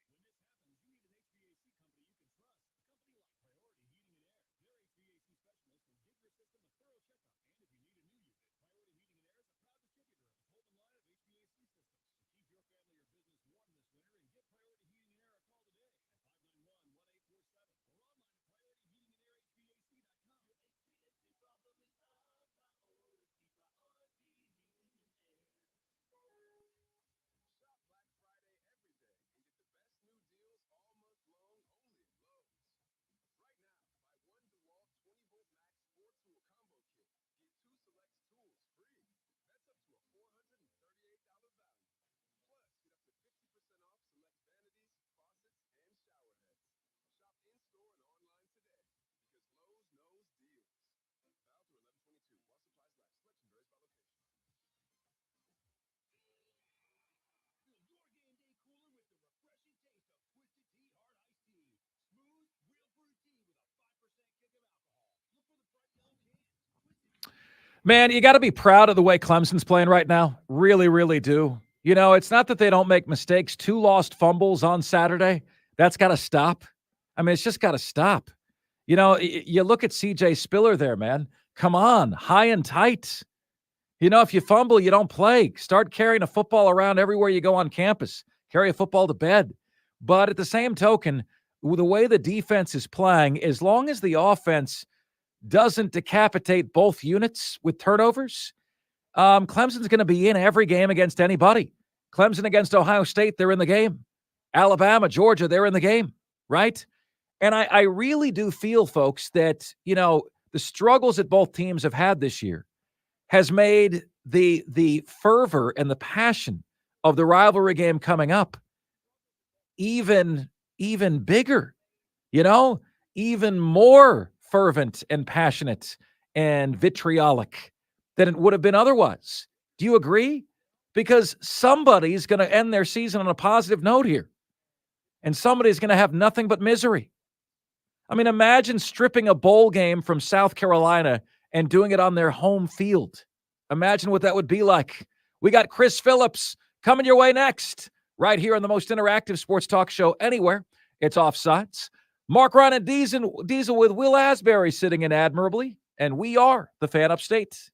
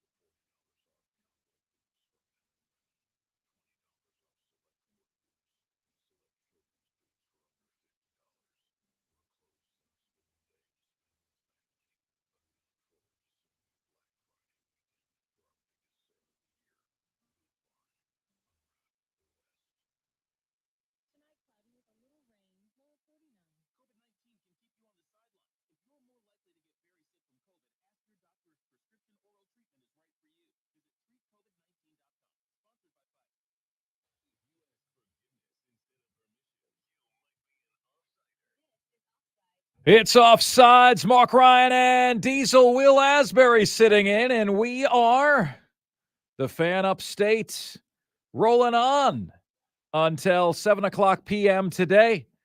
Joined right now by Chris Phillips of the Spurs Up Show. It's funny, Chris. I'll be joining Chris on Wednesday of this week. And one of the guys in our YouTube chat today said, Chris, that he was in your Spurs Up Show today, and he said, man, they don't like you in the chat on that Spurs Up Show. And Chris, I'd have him no other way. How are you, man? What's good? Mark, what's going on, man? Happy rivalry week. And yeah, all is fair in love and war. The trash talking has begun.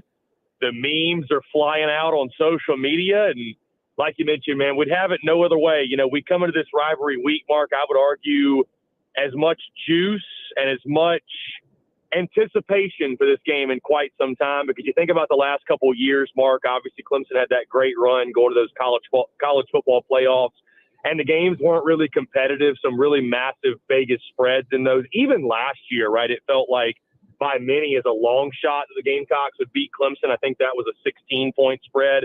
Now we've got a single-digit point spread, South Carolina at home at night. I think both fan bases, Mark, are a little bit on edge, not really knowing what to expect and kind of wondering, hey, if I talk a bunch of trash this week, is my team going to cash that check that my mouth writes? And I think that's what makes college football so much fun, man, and rivalry week such a blast. And glad to be chatting about it with you and the guys here on this Monday. You know, it's interesting, man. Like typically on a week for us, our philosophy is you do kind of the recap of what happened on Monday and Tuesday, and then you flip the script on Wednesday to the new game, Wednesday, Thursday, Friday. But this is such a big game, Chris, that, you know, we were talking about this game last week, you know, before the games that were played. And I'm curious if you feel the same way, man. But this game, given the struggles of both Clemson and South Carolina this year, it's having kind of an opposite effect that you might expect.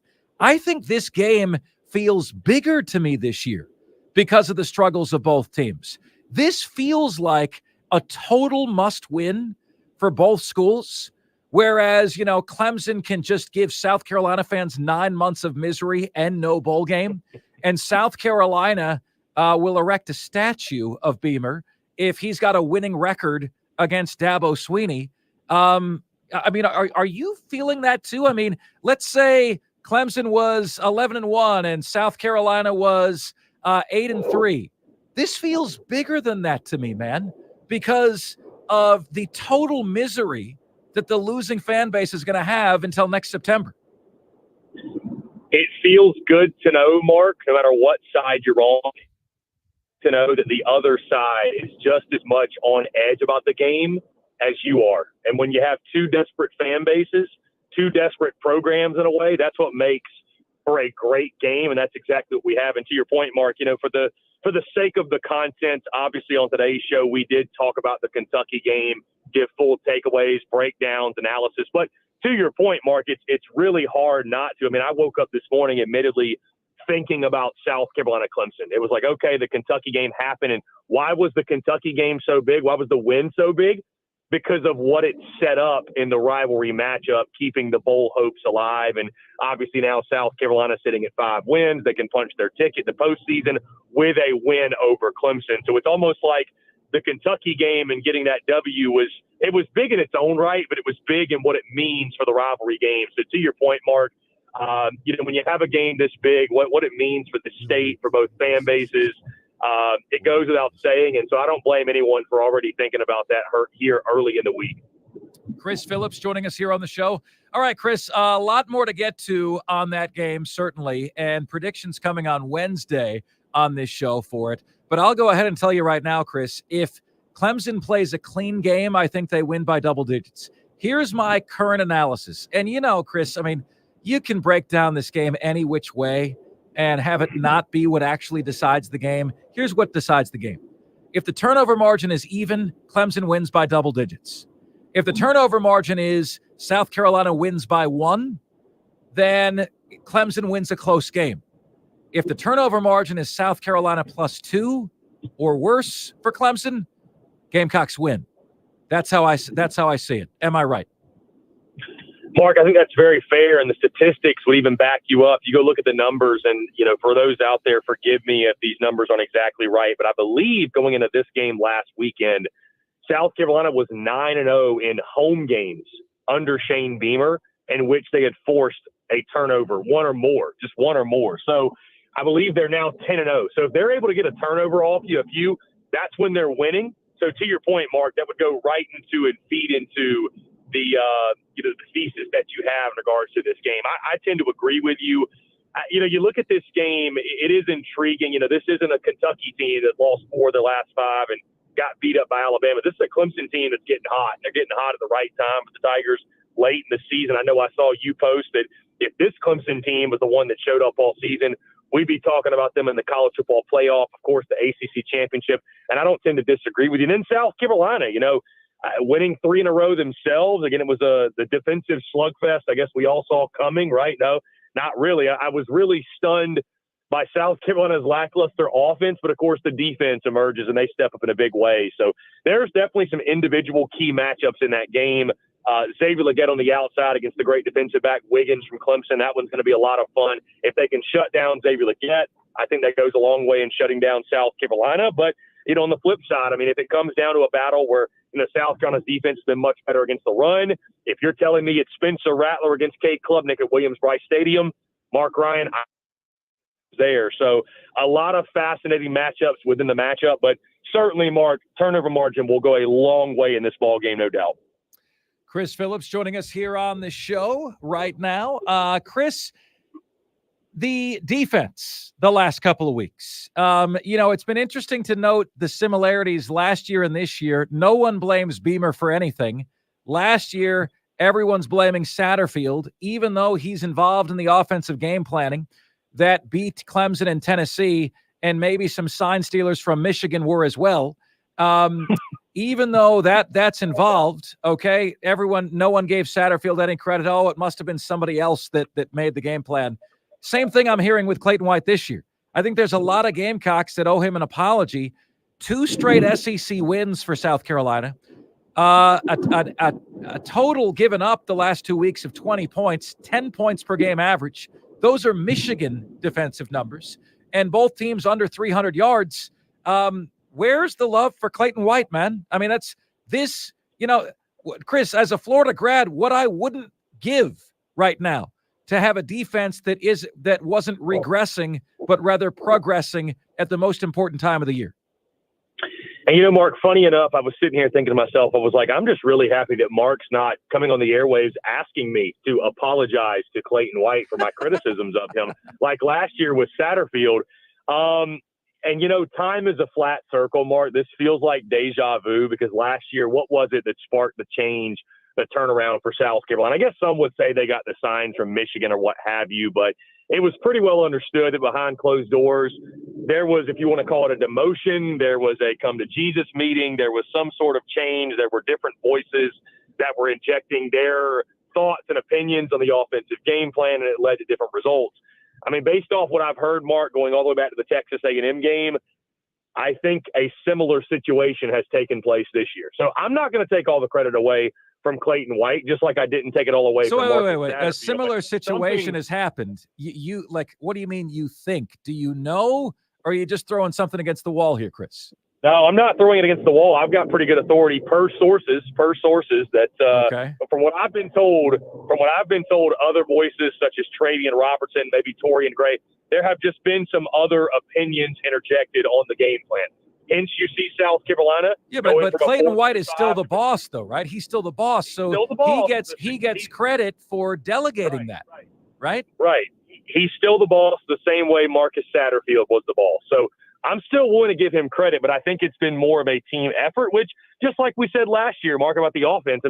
I don't know why it wouldn't be that way from the beginning because everybody's goal and objective is the same thing. It's to win football games. So, whatever they've done collectively as a unit, I think switching from that 4-2-5 scheme to the 3-3-5 scheme it's worked wonders for them. You saw it against Kentucky and against Vanderbilt, of course, but against Kentucky, a real quality opponent. They gave Devin Leary fits, were in his face all night. The defensive line was active as we've seen all year. Jordan Strawn, getting SEC Defensive Lineman of the Week or Co-Defensive Lineman of the Week. Nick even worried that the secondary looked as good as they've looked all season, and then slowing down the running game. I mean, give a lot of credit to Travian Robertson, the new defensive line coach this year. The Gamecocks have been much, much better in that department. So, which bodes well for Saturday against Clemson. I mean, they're obviously going to try to hit you in the mouth with Shipley and Maffa and have that open some things up. And that's going to be a great matchup. To your point, Mark, in this game, again, we're looking at the matchups beyond the matchups. How about the pressure that's on Garrett Riley against Clayton White? Those are two coordinators that, I think there's some significant pressure on. Obviously, Riley in year 1, Clayton White in year 3. Some folks' opinions on each of those respective coordinators. I think a lot of that is going to come from this game, and it could be swayed one way or the other depending on the results on Saturday. Chris, speaking of pressure, do you feel pressure? Like I get a feel enough for your picks, Chris, to kind of glean that in your heart wants South Carolina to win, but your head says Clemson's going to win. Knowing what I know about you, that's what I think about what you're thinking. Okay, I think you believe that the advantage that Clemson has on the defensive line is just not an advantage that's felt anywhere on the field for South Carolina. So, do you feel pressure to pick the Gamecocks in this game, considering the fallout if you pick Clemson and then Clemson loses? Not necessarily, Mark. No, the answer is no. I mean, I've built my business and my brand and my content off being real and genuine and authentic. And if I wake up and believe and feel in my heart of hearts that I think Clemson's going to win the football game, I'm going to have evidence to support that pick. And I will give the disclaimer that I hope I'm wrong, but I'm not going to make a pick to appease anyone. So, looking at this game, I don't have a pick for you yet, Mark. I mean, you're right. I picked Clemson over the summer. That wasn't a popular pick then either. I felt like at that point, I was much higher on the Tigers than what they've done this season. I picked Clemson to go to the college ball playoff, so I certainly swung and missed on that pick. But I liked the addition of Garrett Riley they had. I thought that Clemson was still a really talented team, right? Still an elite defense, and I thought they could take advantage of the ACC. And I wasn't a believer in Florida State, very similar to you. And again, obviously it didn't play out that way. But no, Mark, there's no pressure. I mean, the years that Clemson was dominating the rivalry, I was picking the Tigers to win by 24 points, 28 points. I don't know how much worse it can get. You know what I mean? So I'm going to make a real pick. I get what you're saying, though. The Kentucky game wasn't even me going my heart, Mark Ryan. It was on Monday. I thought Kentucky was going to beat South Carolina maybe by double digits. And as I sat down and kind of thought about the game more and the situation and the momentum, and those things play such a factor in college football, it just hit me. I was like, you know what? I'm leaning the other way. So I picked it. And so I have no problems when it comes to picking wins or losses. And I'll pick accordingly on Wednesday, and you and I will discuss it, and we'll go from there. All right, Chris. So the pick is going to be made before I'm on the air, right? Yes, absolutely. Okay. It'll be before you're here, so we can talk about it. All right. Well, I don't want you to feel any pressure, Chris, on that pick. I want you to release yourself from the pressure, because the reality is if Clemson doesn't turn the ball over, they're not going to lose. They're not going to lose this game. That's the reality of the situation. But they've turned the ball over a lot, even against North Carolina. They lost 2 fumbles against UNC. So, and then we've got the common opponent of UNC, albeit very different places, very different parts of the season. Chris, I mean, no doubt about it. This is the best win of the year for the Gamecocks, right? I mean, it's not even debatable. You had a very decent, respected Kentucky team coming in, albeit after Alabama, but no matter. You beat them at home. This is a team that had much better line play, offensive line, defensive line, than the Gamecocks. Why didn't we see that on Saturday? Why didn't we see Kentucky dominate in the trenches? Well, Mark, first thing, I would agree with you 100%.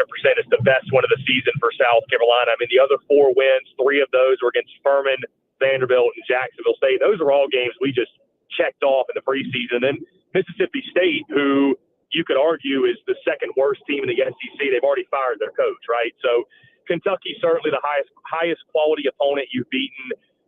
Mark, that's a great question. Why didn't it click sooner? I mean, I think, Mark, a lot of this season, though, I think it's made sense when you look at the schedule and you look at some of the loose ends they had over the summer and the preseason, some of the misses in the portal.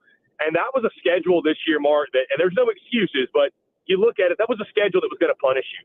And, it's really that, and I know you'll take great joy in this, it's literally that Florida game, though, that sort of threw this entire season for a loop. If the Gamecocks had won that game, Mark, this season's right on track for, I think, what most of us expected. I mean, the Gamecocks would be sitting at 6 wins. They'd be bowl eligible. Most of us picked 7 and 5. They'd be one game off that mark. So, I mean, it would be kind of what we expected. I still look back, Mark, at that Florida game as the one that, makes South Carolina fans feel so much worse than they would otherwise. So, I think you're just finally starting to see, Mark, a young offensive line come together. Only gave up 2 sacks in that game. They weren't great, right? They couldn't run the football, but Spencer Rattler has been great. This is a different team at home. I almost think it's one of those things, Mark, and I don't know if this is kind of dangerous or what, but Beamer's such a believer in they remember November and winning big in November. It's like this team and this program sort of has just embodied that now. And I understand the pushback from fans of like, well, why can't you start quicker? That's something we'll talk about a lot going into 2024. They're going to have to do that. The schedule be damned. But they love playing at home at night in November, Mark. I mean, it's like a different type of energy. It's a different type of team. And like we mentioned, the momentum, it's a big deal in college football. And Kentucky had lost 4 of 5. That big loss to Bama, South Carolina, no matter who the opponents were, they had won 2 in a row, were feeling good about themselves. And give Shane Beamer and company credit, man. They do a great job of getting their team off the mat, rallying the troops. And, even though there's only just a bowl game to play for, you would convince yourself that Shane Beamer's got those guys convinced that they're playing for the SEC championship, the type of energy, emotion, excitement they come out with. So, it's great to see. It's signs of a great culture, and I would expect nothing different on Saturday against Clemson. Chris, can you paint the picture for me of what I can expect? My personality, Chris. You know how the show is. How many threats can I expect between now and next September if South Carolina loses this game? Well, one is one too many, Mark. I know you and I would agree. Yeah. I don't know if I doubt anybody's going to have the stones to call in and make the threat on the air. It's kind of funny how that works out. Yeah. On social media, I would go back to, this is a Mean Girls reference. If you've ever seen the movie, does not exist. That's what I would go with. The limit does not exist. I guess in a roundabout way, Chris, what I'm asking you is, what is it going to be like to be you and me? What is the mood tracker of the Gamecock fan base going to be like? If this wave of momentum where you kind of beat 2 cupcakes and one halfway decent team, and then you lose to Clemson, and you're 5-7, and the whole season is over in the month of November. I mean, you got December through the end of August. You got 9 full months of vast wasteland. What's that going to be like? What's the mood going to be like? How are you going to do your show? Just hit me with the overall tenor if this is a loss. Yeah, it's going to be a demoralized fan base, no doubt. It's going to be a completely dejected fan base, Mark. I mean, this is, the beautiful thing about sitting at 5 and 6, not that there's a ton that's beautiful about it, but this reminds me of the early 2000s, Mark, where it's like, it really comes down to this game, whether in the minds of people, and I know you are going to cringe when I say this, but this game determines whether you had a successful season or not. Like for the crowd. Stop it. Listen, let me finish. For the crowd out there that says that we could go 1-11 every year, but as long as we beat that team at the end of the season, it's a successful year. That's obviously over the top, but it's going to be the difference between being able to look back on 2023 and at least put a positive spin on it, or look back on it in a positive light. Hey, it was ugly. It wasn't a successful season, but you did beat the arch rival. I mean, you're putting lipstick on a pig, but still, it's pretty lipstick. You lose the game, though, there's no dancing around. The season was a complete and utter failure. There's no positives to pull from it. Nobody's talking about how good the Kentucky win was. Everything that you did in the season, Mark, is being looked at the negative instead of the positive. And that's just the reality of how much the rivalry matchup means to each fan base. To your point, it's going to be the same way for Clemson. They lose this game.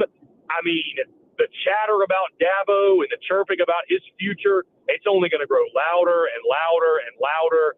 And again, for the Gamecock side as well, you lose this football game and it'll be a completely demoralized fan base. And, I think you asked me about my content. You're going to turn the page immediately to, okay, what does Shane Beamer have to do this offseason and recruiting and the transfer portal to get things turned around and right the ship in 2024? That conversation will still happen either way, but it won't be quite as intense if South Carolina is able to beat Clemson on Saturday.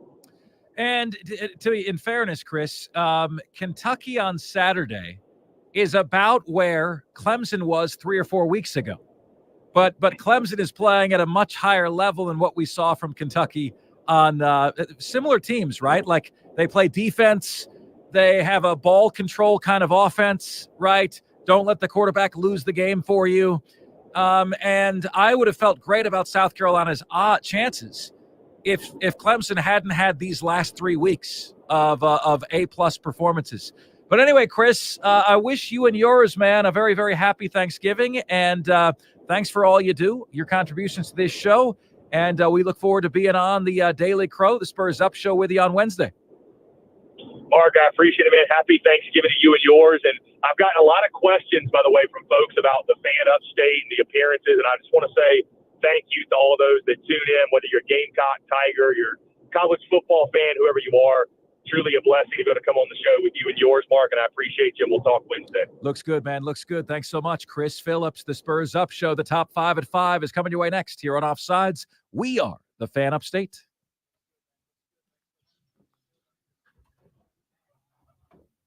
Right. Let me start this before I go out. Copy the new.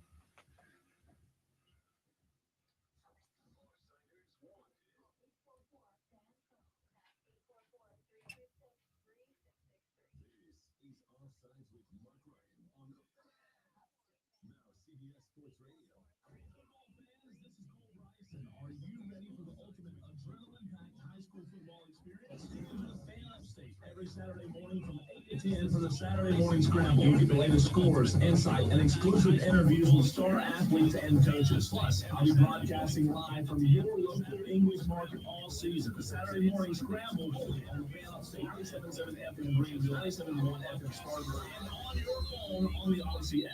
Powered by Thunder's Federal Credit Union. The government is spying on you. No surprise, I know, but did you know the banks are helping them? And did you know that withdrawing your cash from the bank can be very risky? That's right. Let Swiss America educate you about this. Banks are now required to spy on us for the government, and they report any behaviors they think is suspicious. You'll be shocked when you read the secret war on cash from Swiss America. This new war against cash is really a war against the Constitution, against all freedom-loving Americans.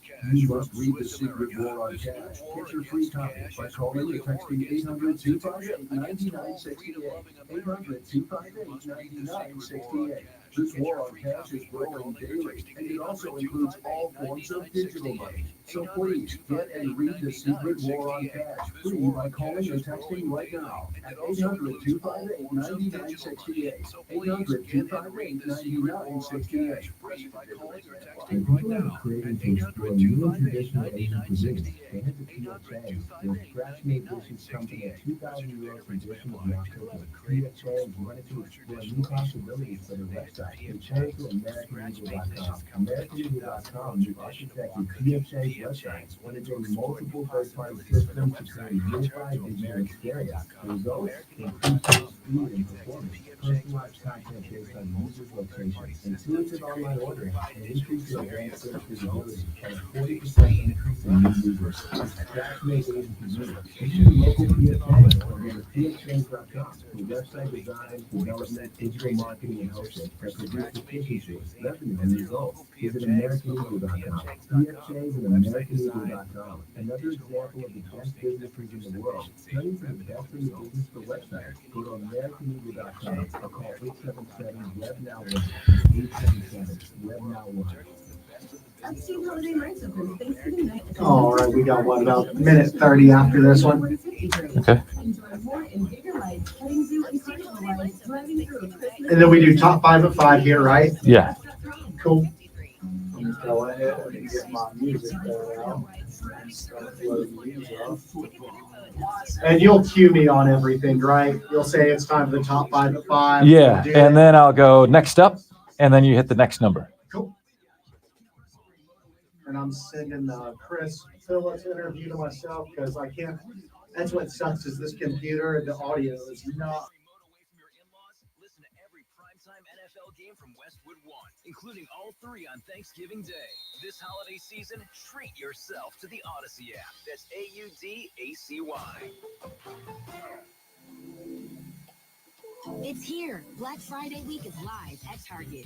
Save up to 50% on select tech and video games. Plus, save up to 40% on select small appliances, up to 45% on floor care, and so much more. And get free shipping when you spend $35 or use your red card at Target.com. Hurry! These Black Friday deals end Saturday. Get low prices and great Black Friday deals. Only at Target. Exclusions apply. Love like this before. Hey, Brent, love the color. If you had compare benefits plans, obviously. But you know how complicated benefits are, right? Well, I run payroll with Gusto. Gusto makes it easy to find benefits like medical, dental, and vision for my whole team. Whoa. Oh, sorry. I'm gonna need new glasses. Don't worry, you're covered. Choose benefit /radio to sign up for free. Upstate. WYRD Greenville. WORD Spartanburg. WFBC HD3 Greenville. The official sports voice of you, the Upstate fan. CBS Sports Radio. Always live from the free Odyssey app. You're offside. This is Offsides with Mark Ryan. Blunt, open, honest sports talk. For a feeling of satisfaction that you get right in here. That's what it means to be an offsider. Are you bold enough for truth, the whole truth, and nothing but the truth? You can't handle the truth. What's good, my friends? This is the most interactive sports talk show anywhere. It's Offsides, Mark Ryan and Diesel, and we are the Fan Upstate, rolling on until 7 o'clock p.m. today. You guys have a ton of choices out there. I truly do appreciate you making us part of your day. The YouTube page has been hopping today. I truly value and appreciate that. And the text line as well at 71307 on the carpro.com text line. Just start your text with the word fan and away you go on the show. You can also give us a call at 844-FAN-PHONE. That's 844-FANFONE. That's 844-326-3663. Some programming notes to make you aware of. Right here on the Fan Upstate, we've got an NFL triple header on Thanksgiving. Detroit, Green Bay, Dallas, Washington, San Fran, and Seattle. Then on Friday, Black Friday, Miami against the Jets in the NFL. On Saturday, we're going to be your home for Michigan against Ohio State. Also on Saturday, Furman versus UAB in basketball, college basketball. On Sunday, on our sister station, we've got Carolina Panthers against Tennessee Titans on WROQ. Then on the Fan Upstate, we've got Atlanta, New Orleans. Will the Falcons still want to be rid of Desmond after that game? Then Buffalo, Philadelphia. Buffalo playing for their playoff lives. Philadelphia trying to prove, perhaps still, after tonight's massive game, that they are the creme de la creme in the NFL still. Then we've got Baltimore, Los Angeles Chargers, and then on Monday night, Chicago and Minnesota. This week as well, we have live shows Monday, Tuesday, and Wednesday. Our upset pick contest for the year is going to be, for this week is going to be on Wednesday, and it's only going to be on Wednesday. So the window to get your upset picks in this week is a small one. Do yourself a favor. Set yourself a reminder on your cell phone about the upset pick contest now. Make an alarm go off on your phone at 4 p.m. so you don't forget, because there is only a 3-hour window this week to get your upset picks in from 4 p.m. to 7 p.m. on Wednesday of this week. How about that? How about that? Also, I will be on CBS Sports Radio Thanksgiving. If you've already eaten and you're just chilling in the afternoon, invite you to turn me on. This is a family program. Eyes up here. Eyes up here.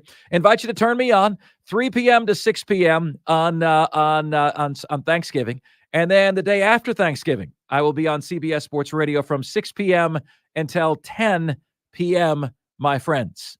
Great to have you with us. It is time for us to do that jam. We call it the Top 5 at 5. The top 5 biggest sports stories of the day. The top 5 topics we're discussing. Ladies and gentlemen of the Upstate, Offsiders. The Top 5 at 5 starts right now. And now, the Top 5 at 5. And 5, 4, 3, 2, 1. Hit it. 5. You know, man, Clemson is playing its best football right at the most important time of the season. It's incredible. You know, it started with Notre Dame. Everyone counted them out. My score in the Notre Dame game was 31-13. Diesel's was 24-10. Both in favor of the Fighting Irish. Shame on us. Thank you, Clemson, for proving me wrong. You know, in my opinion, Clemson, if the season started today, would be in pole position in the ACC and would be right in the thick of the college football playoff picture.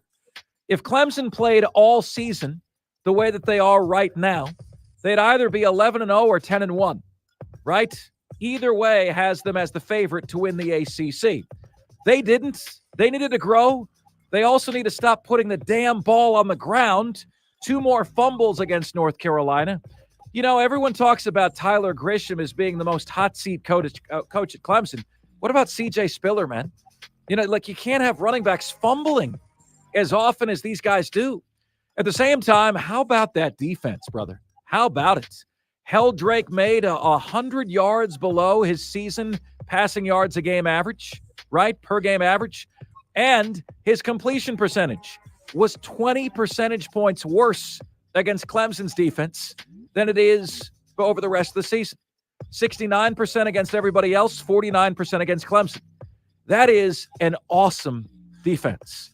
A defense that, as long as the offense doesn't beat both units by turning the ball over, can beat or hang with anybody. Dabo and Garrett Riley are doing the right thing here. You got a little bit of a loose cannon at quarterback with Cade Klubnik. And why are we still hearing about Cade not following orders and running his own play? And how is he not being benched for this yet? I mean, that happened again. Dabo said it happened again on Saturday. Is he just brain farting? Or is he just not listening to orders? Neither one is a good look for Cade Klubnik. Neither one is acceptable, frankly. Right? So my feeling, Clemson, South Carolina, is this. If the turnover margin is even, Clemson wins the game by double digits. If the turnover margin is South Carolina +1, Clemson wins a close game. If the turnover margin is South Carolina +2 or more, Gamecocks beat Clemson. You can analyze the game for 8 hours if you want to. In the end, it's going to come down to that. Next up, 4. At number 4. Text on the text line says, Mark, your thoughts on the Gators defense the last minute of the game at Missouri. That's not what I'm focused on, Texter. Here's what I am focused on. The fact that we already knew the defense was that bad.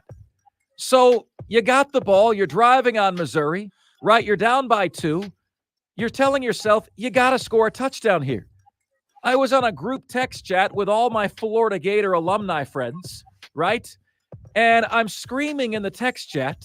Some words I can say on the air, some I can't. But I'm screaming, we've got to get a bleeping touchdown. We've got to go for the touchdown here. And I see Billy Napier run the football up the middle 3 times. That's the one thing Missouri is going to take away in that time. Now, you might say, well, Mark Ryan, the starting quarterback, Graham Mertz, was knocked out with a broken collarbone. Yes, so what? You still need a touchdown to win the game, right? That defense can't stop an ant from crossing a sidewalk, okay? They played for the field goal. It's a total lack of aggressiveness. The last time I saw that at Florida, Will Muschamp was the head coach. Guys, I'm going to be real with you. I don't think Billy Napier's the guy. I think at Florida, there's a ceiling with him of 9-3, and there's a floor of 5-7. Now, at South Carolina, they'd keep a coach around forever with a ceiling of 9-3. I'm trying to get you guys to work on increasing that expectation level. At Florida, that doesn't cut the mustard. A floor of 5-7, a ceiling of 9-3 doesn't cut it. At Florida, the ceiling needs to be 12-0. That needs to be the ceiling. And if you can't see the ceiling ever happening, right, do you have the right guy? I'm not so sure Florida does. But I will tell you this. When Missouri had that 4th and 17, I went and looked at the ESPN odds, current odds for the game, and it said the Gators had a 99.9% chance of winning. I shared that with my friends, and I said, nope, they haven't watched us all year. Missouri's going to convert this 4th and 17, and Florida's going to lose. And that is precisely what happened. The defense is getting worse, not better. I felt like the team itself put out a great effort. I mean, I credit Billy Napier for the effort that the team plays with. But his boneheaded philosophies have resulted, right, in Florida now being 5-6 instead of 7-4. He doesn't have a field goal unit ready to go on the field against Arkansas. That resulted in a missed field goal because of a penalty. Then in this game, they're moving the ball right down the field. They need a touchdown. He plays for the field goal. Missouri's saying, thank you. You gave us a shot. Way too damn conservative. You know, it was Forrest Gump who said stupid is as stupid does. He was talking about the Florida Gator football team. Next up. 3. Guys, it was not a good weekend for me from a sports perspective. My two teams, you guys know it. Rule number 1 of sports fandom, you're allowed one big school and one small school. UF and FU. Well, I was F'd the whole weekend by both of my teams. Furman's performance on Saturday was a complete and total embarrassment to anybody who considers themselves a Furman fan. Now, I'm going to play some audio for you from last Thursday's show where we had Clay Hendricks on the show. And I asked him a question that it's going to surprise you guys. I said to him, how come we never hear a coach say, we're way better than this team? Because I felt like, and you'll hear me say this, I thought Furman was going to dominate Wofford. Here is that exchange, our conversation with football coach Clay Hendricks on Thursday. And if you're a Wofford fan, you're really going to enjoy this.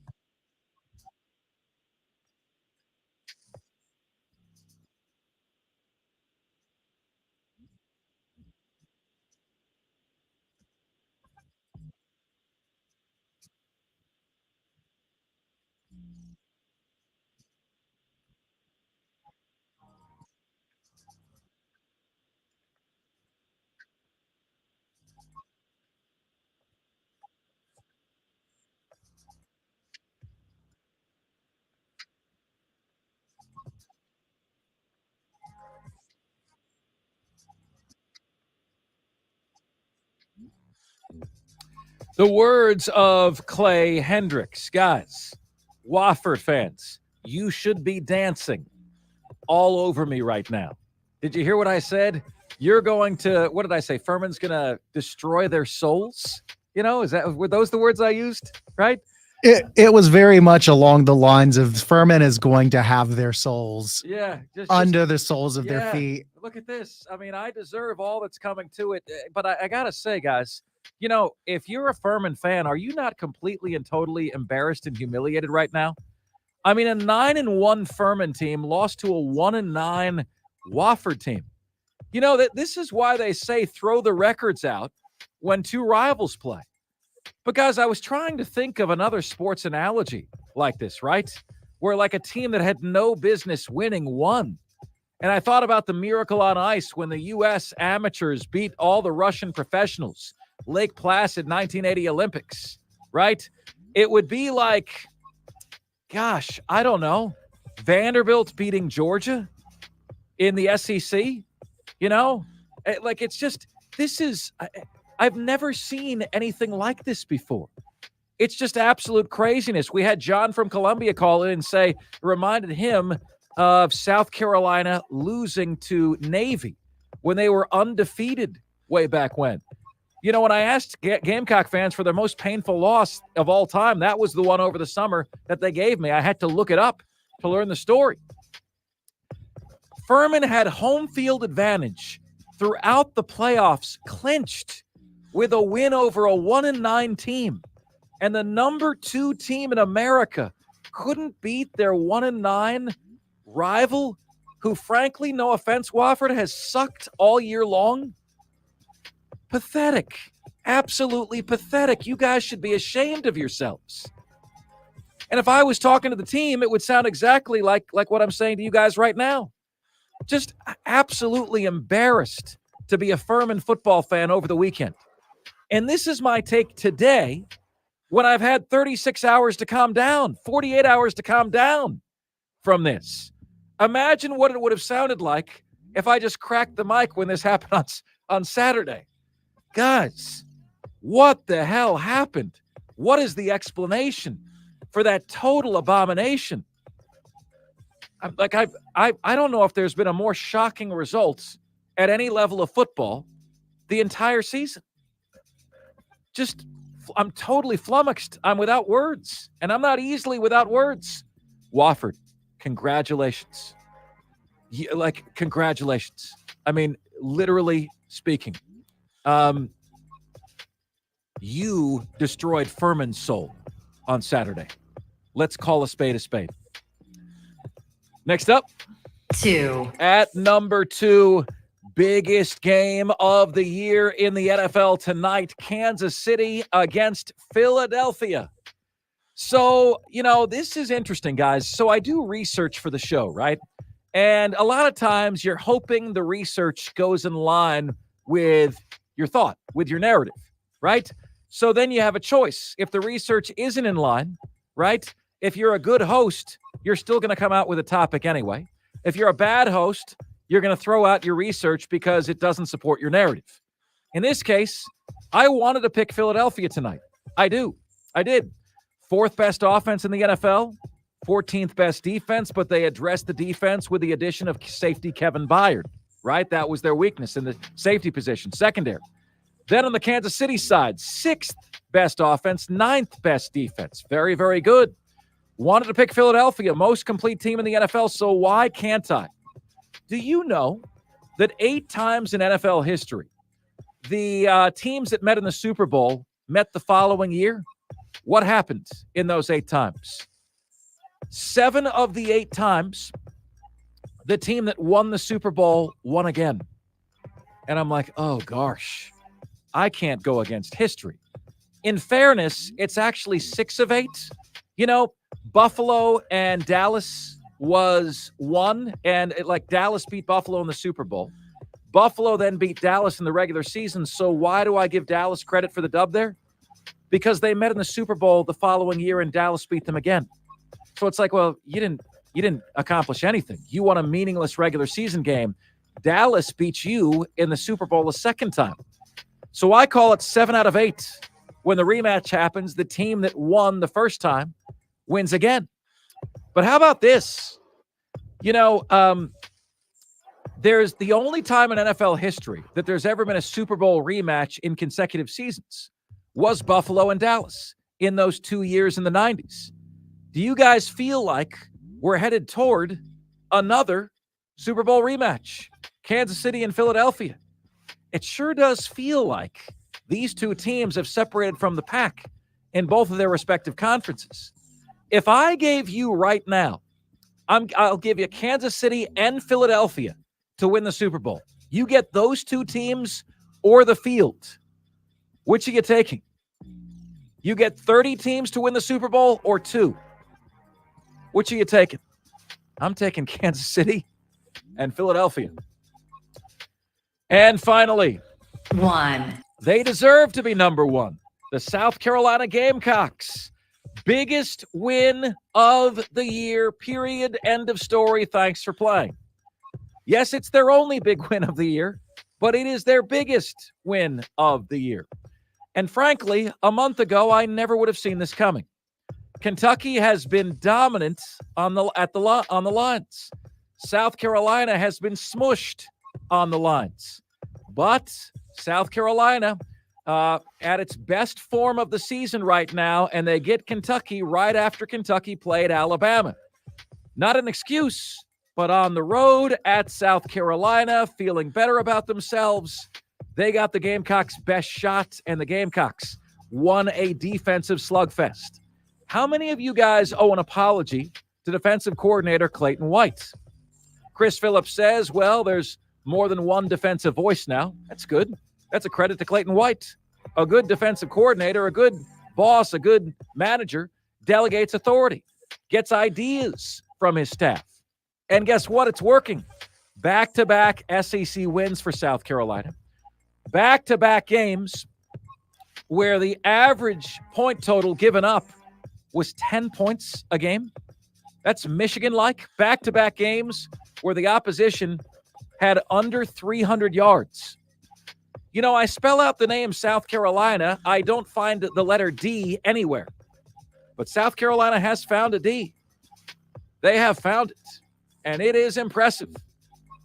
That's a D to be proud of in Columbia. And they're poised to give Clemson, what do you have to, Chris, Will, family show. Eyes up here. Eyes up here, Will, family show. They're poised to give Clemson everything they can handle in the I'm told not to call it the Palmetto Bowl. South Carolina against Clemson.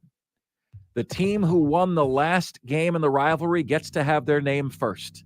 So it's South Carolina against Clemson.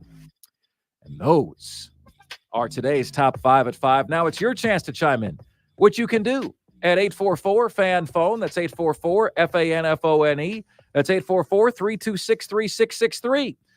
The CarPro.com text line is there for you at 71307. Just start your text with the word fan and away you go. You can get to us. So, yes, you can. On Facebook, on Twitter, and on YouTube at the Fan Upstate on every single one. And finally, you can get to us and by the way, you can do that. Like us on Facebook, follow us on Twitter, subscribe to us on YouTube. We'd love to have you. And finally, email. You guys can all email the show. Mark Ryan, that is M-A-R-C Ryan, at thefanupstate.com. All of the different ways you can get in touch with us here on the most interactive sports radio show anywhere. Coming up next on the show, what are the 5 most hate-filled rivalries in all of college football? We'll give you the grand reveal next here on the most interactive sports radio show anywhere. It's Offsides. Mark Ryan and Diesel, and you guys, the Offsiders, and Will Asbury filling in right here on the Fan Upstate.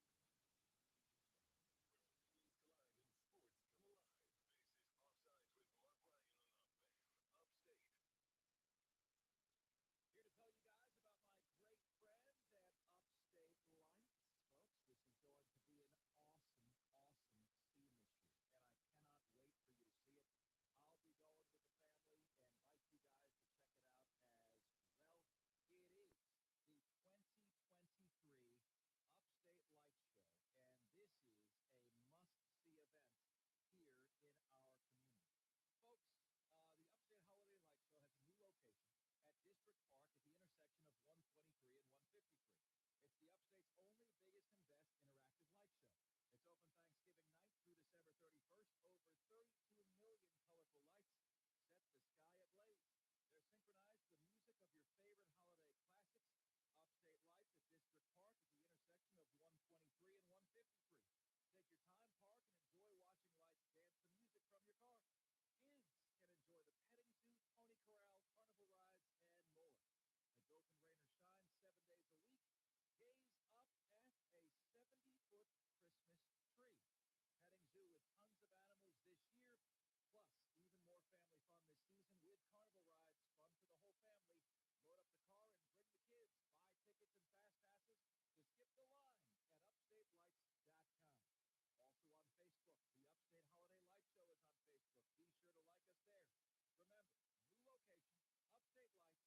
Be sure to like us there. Remember,